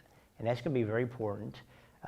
You know, it's always been important, but it's going to be a lot more important going forward as these age groups change. And, you know, we've been it's interesting in Oklahoma, we're starting to get a lot more females into the legislative body. So we'll have several new ones this year, which I think is really great, because I think females generally have a more measured approach. Sometimes guys like myself, we come in and we have an ego, and that's going to be interesting, that dynamic in Oklahoma. And so I'm kind of really interested in seeing how that plays out. I'm Ann Bishop, and I'm Executive Director of Texas Public Employees Association. We are over 75 years old, and we represent both state employees and retirees. Our three main functions are advocacy, communications, and benefits. We have about 15,000 members throughout the state. We represent about 15,000 active and retired members, so about half and half. It is cradle to grave. So your first day of employment, you can join TPEA, and you can stay a member all throughout your career and even till you leave us. Why you should join TPEA? Yeah. We have your back. We're there to represent you, whether you are a member or not, in all the things that are important to you as an employee of the state of Texas. We know that you have dedicated your life to serving others, and we dedicate ourselves to serving you so that you can serve others. I do what I do because state employees and retirees are my passion. I was a state employee for over 35 years. I retired from the state, and I absolutely love the mission, the service, the people, the dedication of all state employees and retirees. It is truly a calling, and I am privileged to have known and continue to know people who answer that calling. Growth is important because it pays the bills. We are a dues organization, a member organization, And that is what supports our advocacy, it supports our communications efforts, and it also allows us to have people like AMBA come in and give us discounts and help us provide additional services. So if we don't have the dues income, then we don't have the ability to pay our bills. And that's why that's very important. And TPEA throughout its history has had different avenues to bring in revenue. It was either through managing property or through rent and doing other things, but that's not our core mission. Our core mission is to take care of state employees and retirees. So this last year we did sell our property, we did get out of other business interests to focus solely on our core mission, which is to serve state employees and retirees. Well, actually I started with the Texas Public Employees Association in January 2020. One of the first things I looked at was benefits, and were we providing good benefits and discounts to our members, and said, no, we're not. And again, we are not in the position to go out and negotiate a bunch of discounts and to get insurance to provide our members. So I looked around to find an organization that could help us with that. A friend of mine introduced me to AMBA, and we met and have a contract since February of 2020. We put in place a lot of plans to go out and meet people, and they would do information sessions as well as meet people in their homes. Then March 2020 happened, and it came to a screeching halt. Everything that we had planned, all the in-person events, all the people's, the agencies, seminars and registrations and all the retiree events were canceled. So we had to change very rapidly, and thankfully we had AMBA. We have a staff of 4, and we had no communications person at all. When I first came, there was a staff of 2. Then we hired a part-time receptionist and then a communications person. The person that we hired was at the same time, March 2020. So our new communications person, who knows nothing about our organization, and AMBA came on board at the same time, and they worked together to put a plan in place and also to execute our webinars and our seminars. And the first year we had over 500 people. It would not, on seminars and on webinars. It would not be unusual for people to hang on to our webinars for long past the stop time. AMBA helped us follow up with questions and answers and contacts, and so we would not have made it through COVID and these past couple of years if it wouldn't have been for AMBA. Oh, we look forward to the future.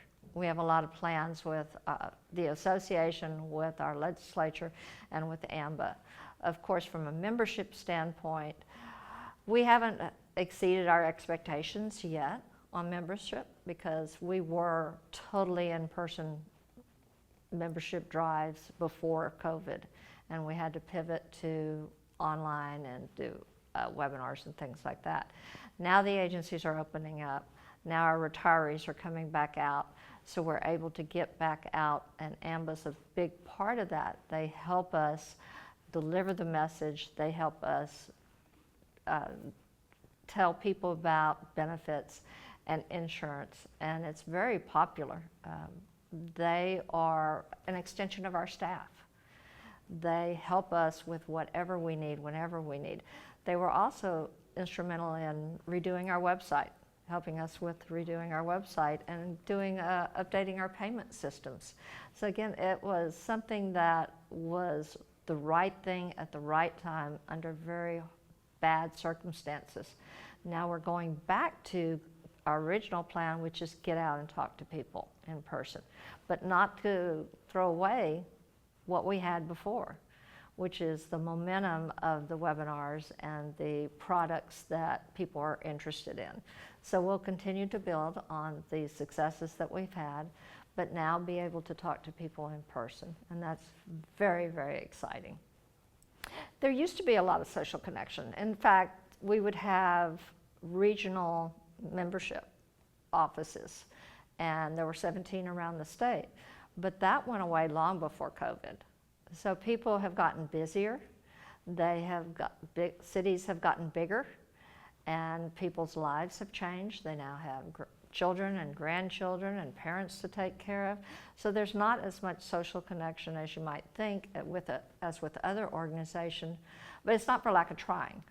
It is not that we don't try to have it. We had a happy hour, and AMBA was there with us to talk to employees and retirees. One happy hour, there were 10 people there. And another one, there were maybe 60. But again, they brought their children, and so we're experimenting on what it takes and how to get people out and engaged again.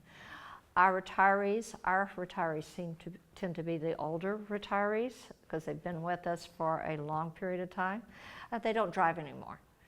We had a meeting the other day and actually have more people on Zoom than we do in person. So we had a hybrid meeting. But again, it's important to have the opportunity for people to connect and reconnect and be there when they're ready. But we can't push it faster than people are ready to do it. And we have to recognize that our membership and our state employees and retirees are a little bit different than, say, a teacher's organization. Teachers generally go to work after they get out of college, and they're maybe 22 or 23 years old. The average entry age for state employees in Texas is 35. So they're at a different point in their lives. They're at a different point in their careers. As we talked about earlier in Roundup, you have to do the message based on the age group that you have. Our age group is not the young people, the beginning workers at 22, 23, 24, but rather people who have done something else and then have a passion about something and come back to government and service at age 34, 35 when they have families and when they need insurance products as well as retirement. That starts getting on their minds. Yeah, and then one size does not fit all, you know. And I would love it if we had 22-year-olds.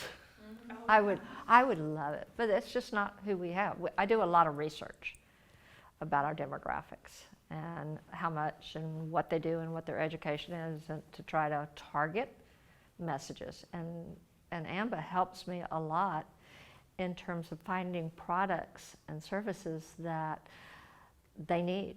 For instance, our long-term care webinars are very, very popular. People need long-term care. The state does not offer it. In the state of Texas, we have great insurance. We have great employee insurance, and we have great retirement insurance. So everything that you have as an employee, you can take into retirement. So there's not this big hole like some groups have, where your employees or your retirees do not have insurance, or they don't have a type of coverage like dental or vision. The state provides that. Granted, the retiree has to pay for it, but the state has wonderful plans. And AMBA is very helpful in getting people to understand what they have and what they don't have, and how the products that we offer through TPEA and AMBA can meet their needs. Now, it's not just better, it's just different, and that's a big part of it. The other part of it is there's a lot of things that the state doesn't offer, like long-term care, or stay-home care, or MASA. I'm a lifetime MASA member. In fact, we liked MASA so much, or I liked MASA so much, that the board created an associate membership. So you don't have to be a state employee to become a member, and you can buy the insurance products. My brother and sister are both TPEA members. They're not state employees, they're lawyers, but they also have MASA. Absolutely, absolutely, because I'm not afraid of technology, and I love technology, and I love what it can do for you. And even though it was new to all of us during COVID, I knew what the power could be, and the value of even engaging people. You know, years ago it was called something else, but you still had webinars and you still had meetings. It was just with a lot of equipment and these big conference rooms that you had to go to. So it's exciting to see how it's scaled and how it's become available to people. It's also, I'm such a data nerd, that having the technology and the names, the addresses, the time people want to log on, what they want to see, is huge in terms of reaching our members.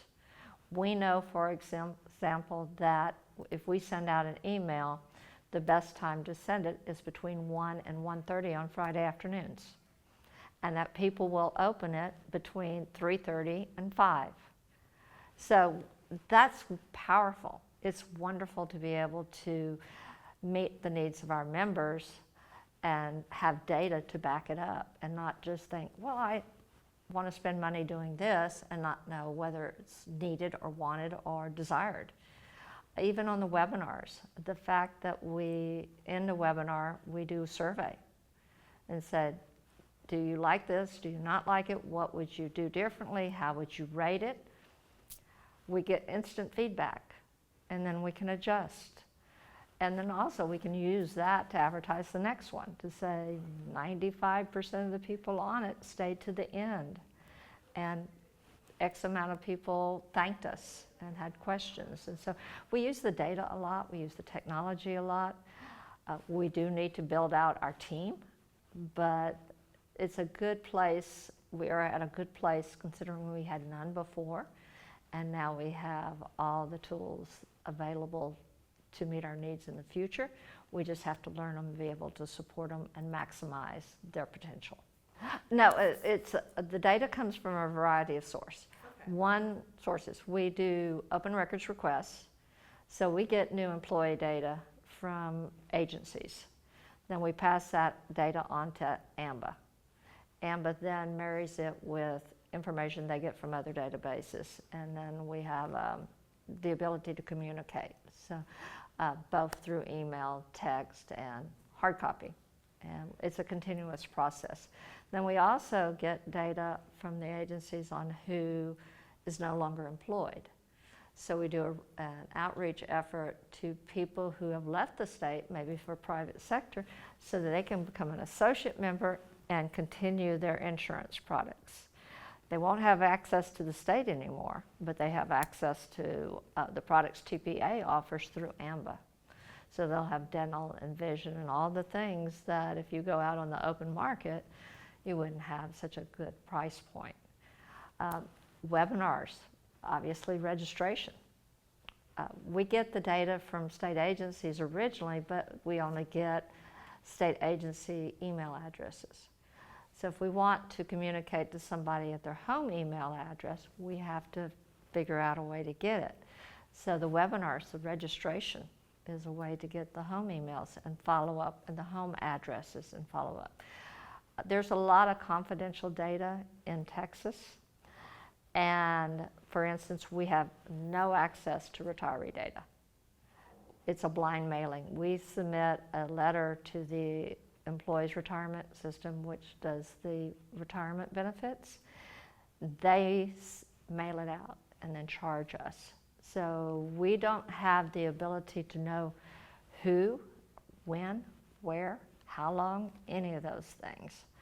So we're constantly looking for ways and opportunities to get that information from our members and from our potential members. In-person events, register like you did at Roundup. If you come by the marketing table, you can register for a prize. We do that as well, and AMBA works with us on getting that data and putting it in a database. We do have off-the-shelf databases, but we don't have the technical staff to be able to do everything with it yet. We're learning it, and we're learning all the opportunities we have before us. Interestingly enough, the organization that I work for, TPEA, had AMBA 20 years ago, 15 years ago as their benefit provider. and they parted ways. And it was not a good relationship at the time. So when I reached out to AMBA through our mutual friend, they were telling me, we're new management, we have a different approach, we have membership as our #1 priority, and selling insurance and other things come after that. And even my board members remember the previous relationship, because it was more a hard sell than about the membership. When AMBA came along, we had that discussion.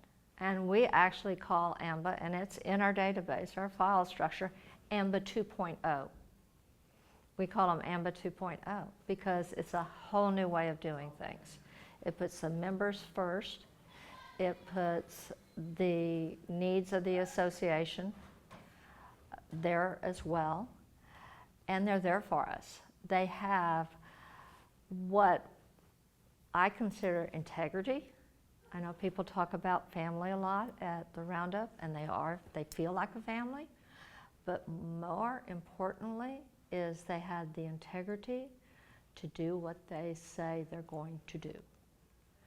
When I said, I'm going to take a risk on you, you better not let me down, they have stepped up and they have done it, and it is a wonderful relationship. And I can't imagine having the past 2.5 years without them.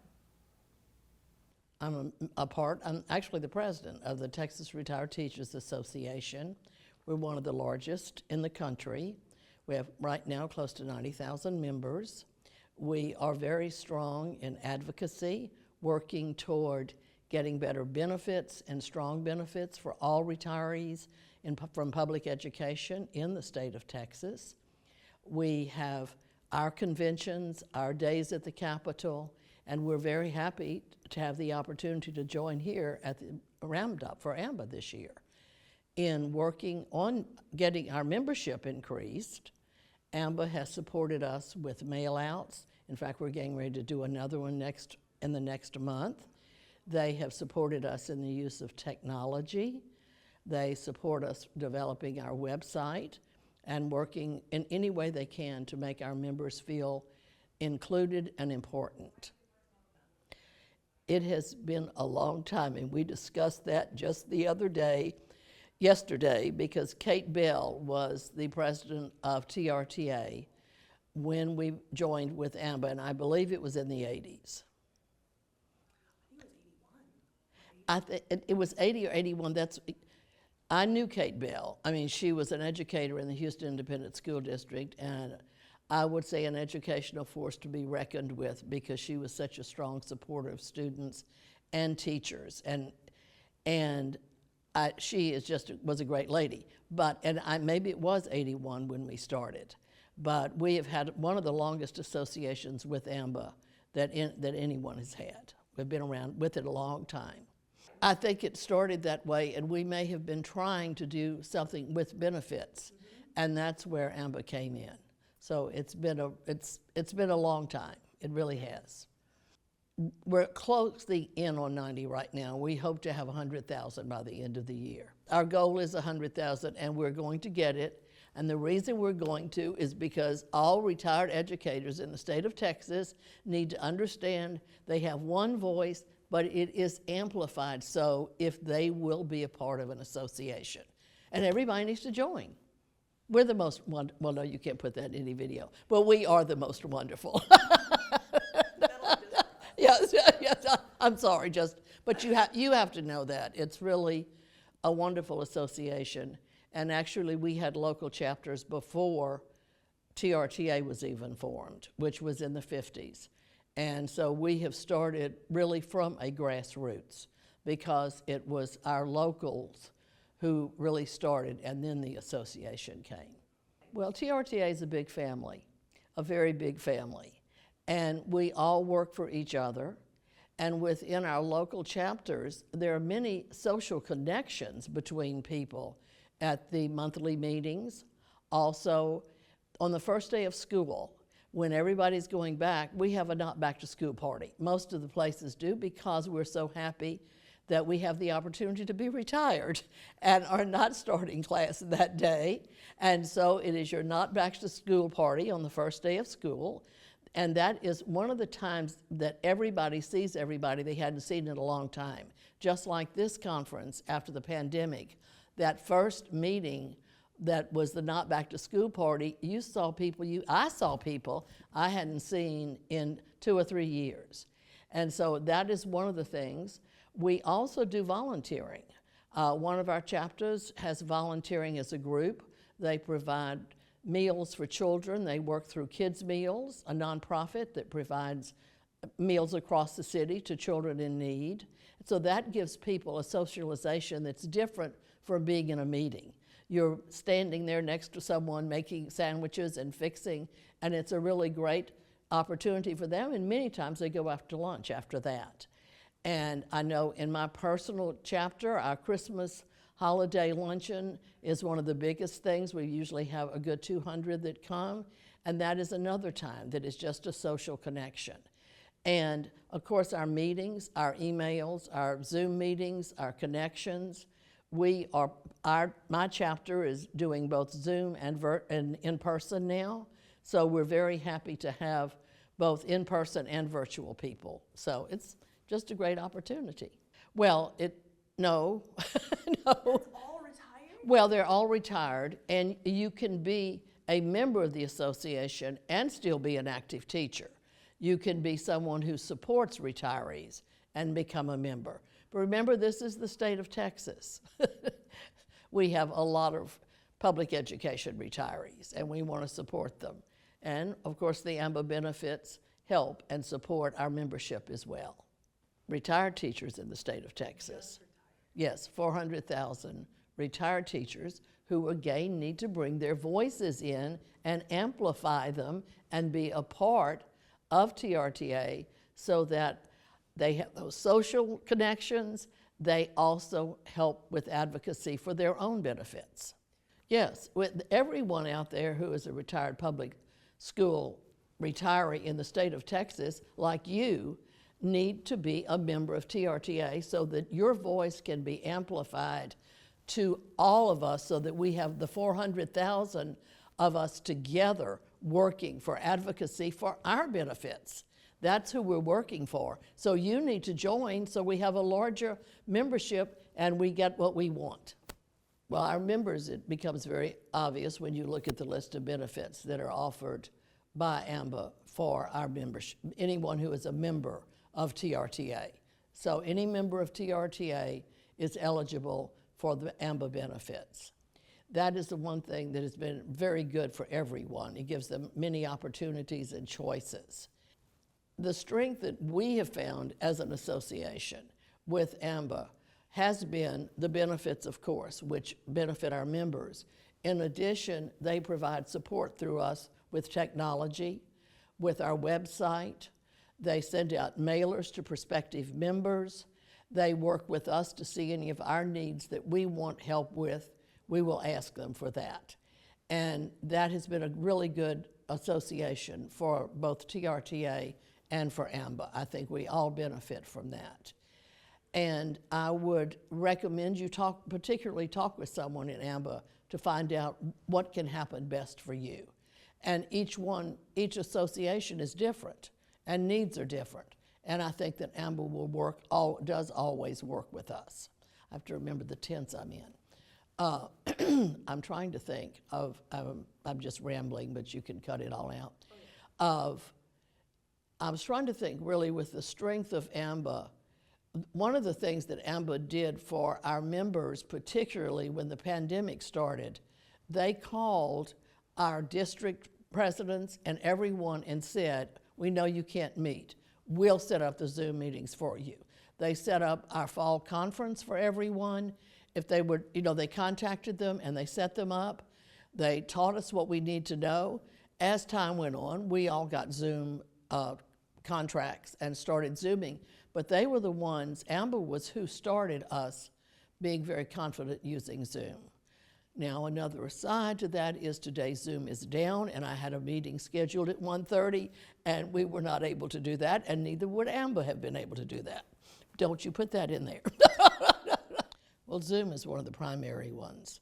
And particularly through like Roundup and the workshops we had yesterday on membership, they are teaching us how to adapt to attracting different age groups, which is critical because no organization survives without new, younger members and change within the association. And I think they are showing us that as in meetings and the ways they're trying to contact us and the offerings that they make up to us so that we can strengthen the organization. I learned this a while back, through just an organization of various age groups. And we've started projecting our information to different social media outlets. And that's what we're learning we've got to do here too. I feel like I've said an awful lot already because I feel very passionate about retired teachers. And I think that passion has to move forward with the Texas Retired Teachers Association. And involving in that with the passion is we get younger members, we get every one of you out there to join the Texas Retired Teachers Association so that we have the strength and the voice to move forward. I appreciate the support we have gotten through AMBA. I think it strengthens our association by their support. And we will continue to do all that we can for the retired teachers of the state of Texas. Okay, North Carolina Retired Government Employees Association, and been around for a little over 50 years. They started in 1970 with a handful of members, and they were concerned with benefits erosion through the legislature. And so they came together and formed NCRGEA, and just grew and grew and grew, and now we have about 55,000 members. We serve 300,000 because it's 300,000 retirees in the state, but we have about 55,000 of them on our roll. No, the association covers state employees and local government employees. So it includes anybody in public employee service. And so right now there's about 300,000 retirees. Well, like I said, we speak for 300,000 employees, but our voice is actually 55,000 members. And the more members, the louder and stronger the voice is to the legislature. So we can go to the legislature and say, well, there's 300,000 retirees, but if we came and said we have 300,000 members, we would get a lot of attention. And that's what we want. We want to be able to have a stronger voice to protect the benefits and attempt to get a COLA for our members and those in the retired community. We're relatively new, and actually AMBA came to us at an ideal time. We were going through transition. We had just finished a strategic plan, and right when we finished our strategic plan, we lost our executive director. So at that same time, we went on executive director search. It was extremely time consuming for the board and a lot of work for the staff. And when AMBA came in, we were also trying to negotiate with them to bring them on. And it just so happened that the areas where we needed the most help was what AMBA was bringing to the table. So the areas we needed help in was certainly marketing. We have a small staff of about 5 full-time and 2 part-time. So marketing, then we always been struggling with our database. We never was able to get the information from our database that we needed to help grow our organization. So when AMBA came in, one of the first things that they did was to help us with our database through Velocity. And that's been like a tremendous help. Right? And they came at an ideal time because of transition.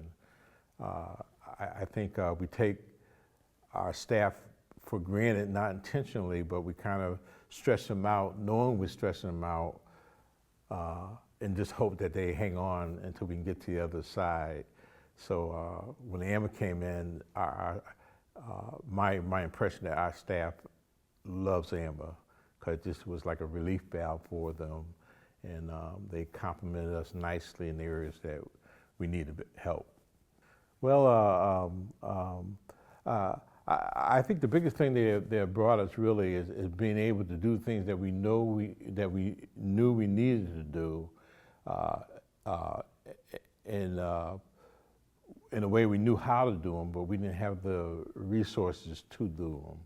And so when AMBA came in, they provided that missing link for us to be able to do it. Because it's easy to know what you need to do, but it's always a challenge to where do I get the resources to be able to do it. Yeah, one thing that have helped us shift to is be more targeted in our approach to our audiences. And so we've been doing more and more targeted seminars in our districts, and we have gotten probably a bigger response from that than we have using other means in the past. And we've been primarily doing them online. We've been doing the Zoom meetings, and they've been very successful. It seems like that's a way to go, because we've been getting a lot of traction, a lot of drawing a lot of people, and we're getting good results from it. Well, I think we have the framework for it. We have what we call community action boards, and we want to have several in each district. We have 9 districts throughout the state. We want to have several in each district, and of course with our strategic plan. But right now we have one, right? So the framework is there, where we have in a community, we have some dedicated people from the community, and one of the things we want to do and haven't done yet, but we're heading that direction, is to actually go out into that community and as an organization team up with things that our members are involved with. Like they have some that do the food kitchen. Well, why not have a whole team of retirees from NCRGEA with shirts that say NCRGEA, join them and do a meal, do a Thanksgiving meal or just a regular meal. So those are the type of things that we have the potential for doing, that we know we want to do, but we haven't started just quite yet. Yeah, actually our relationship with AMBA has been relatively new. I think we've been with AMBA for about 3 months now. So, well, I loved it. I've met people from all over the country, and as soon as I hear someone talking about things that we might be having challenges in or want more information about, I just run up to them and say, hey, I like your idea, tell me more. And I got a whole wealth of information I'm bringing back. Now, I'm not planning to be the one to implement it. I'm certainly going to hand over to the executive director as information and tools that will be very useful in, some of the challenges that we have. Because the reality matters is that, for the most part, they are very similar. Like the cost of living. North Carolina's always had trouble with obtaining the cost of living. And so I'm axing around, and guess what? Everybody's having that same trouble, And then I talked to a couple people on how they manage their boards and how they do their boards. And so I'm constantly learning from all the people from different states, and it's been really a very, very, very good experience. Well, when we finished our strategic plan, we set a very lofty goal, and that was a 30% membership growth over 3 years. And with 55,000 paid members, we're talking close to another a couple of thousand people or 20,000 people in 3 years. So that's a formidable goal and a formidable challenge. But with our relationship with AMBA, what it helps show us and illustrate for us is how important the partnership is. You know, we're not counting on AMBA to get it all, and we're not counting on NCRGEA to get it all. We see how important we are to each other in accomplishing that 30% goal. You know, so the things that they're doing, even though you know, their ability to do them is enhancing our ability to do it, and vice versa. You know, so just the partnership aspect of it has really shined forth how important that is, that we are working together, you know, to meet that. Yeah, and that's a big challenge. Well, our growth is like bigger than some organizations, you know, just our growth that we are planning for over the next 3 years. I would say the first reason is that they help us, their membership helps us to have a stronger voice to work for them. You know what I mean? So I always say 55,000 members have a voice at a certain volume. But if you double that, that voice is like twice as loud. So what I would say to members is, so help us help you by joining us and advocating for things that are going to benefit you in your retirement and all your fellow retirees. So the more members we have, once again, is a stronger voice, and they can make a difference by joining in that voice. Yeah, I like the idea of how well, like, AMBA has really supplemented what we're doing.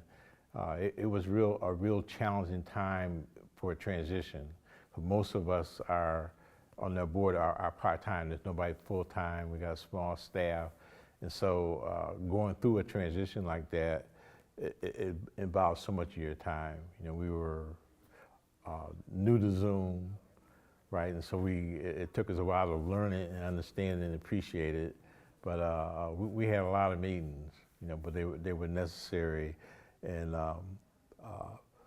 we didn't want to experiment with a new marketing vendor. We needed to find someone that could help us be out the gate running, right, and had a proven track record. That was not something while you're going through a transition that you want to experiment with. You know, you want to have somebody that was proven, and we did a lot of homework, talking to other clients and what their experience was, and everything we got back was very, very positive, and so it gave us a confidence to move forward. And even before they came on board contractually, they were there helping and trying to understand our operation, looking at our database, talking to our staff. So even before they were on board, right? And that also demonstrates to us that they're able to do the job. You know, so when they came on board, it was a very smooth, seamless partnership, right? And being on the board, I was very happy to see that, because you always wonder how it's going to all flow and how it's going to turn out. But I was very happy to see that, so that seamless partnership take place. And hopefully it's continue on as a mutual benefit for both of us.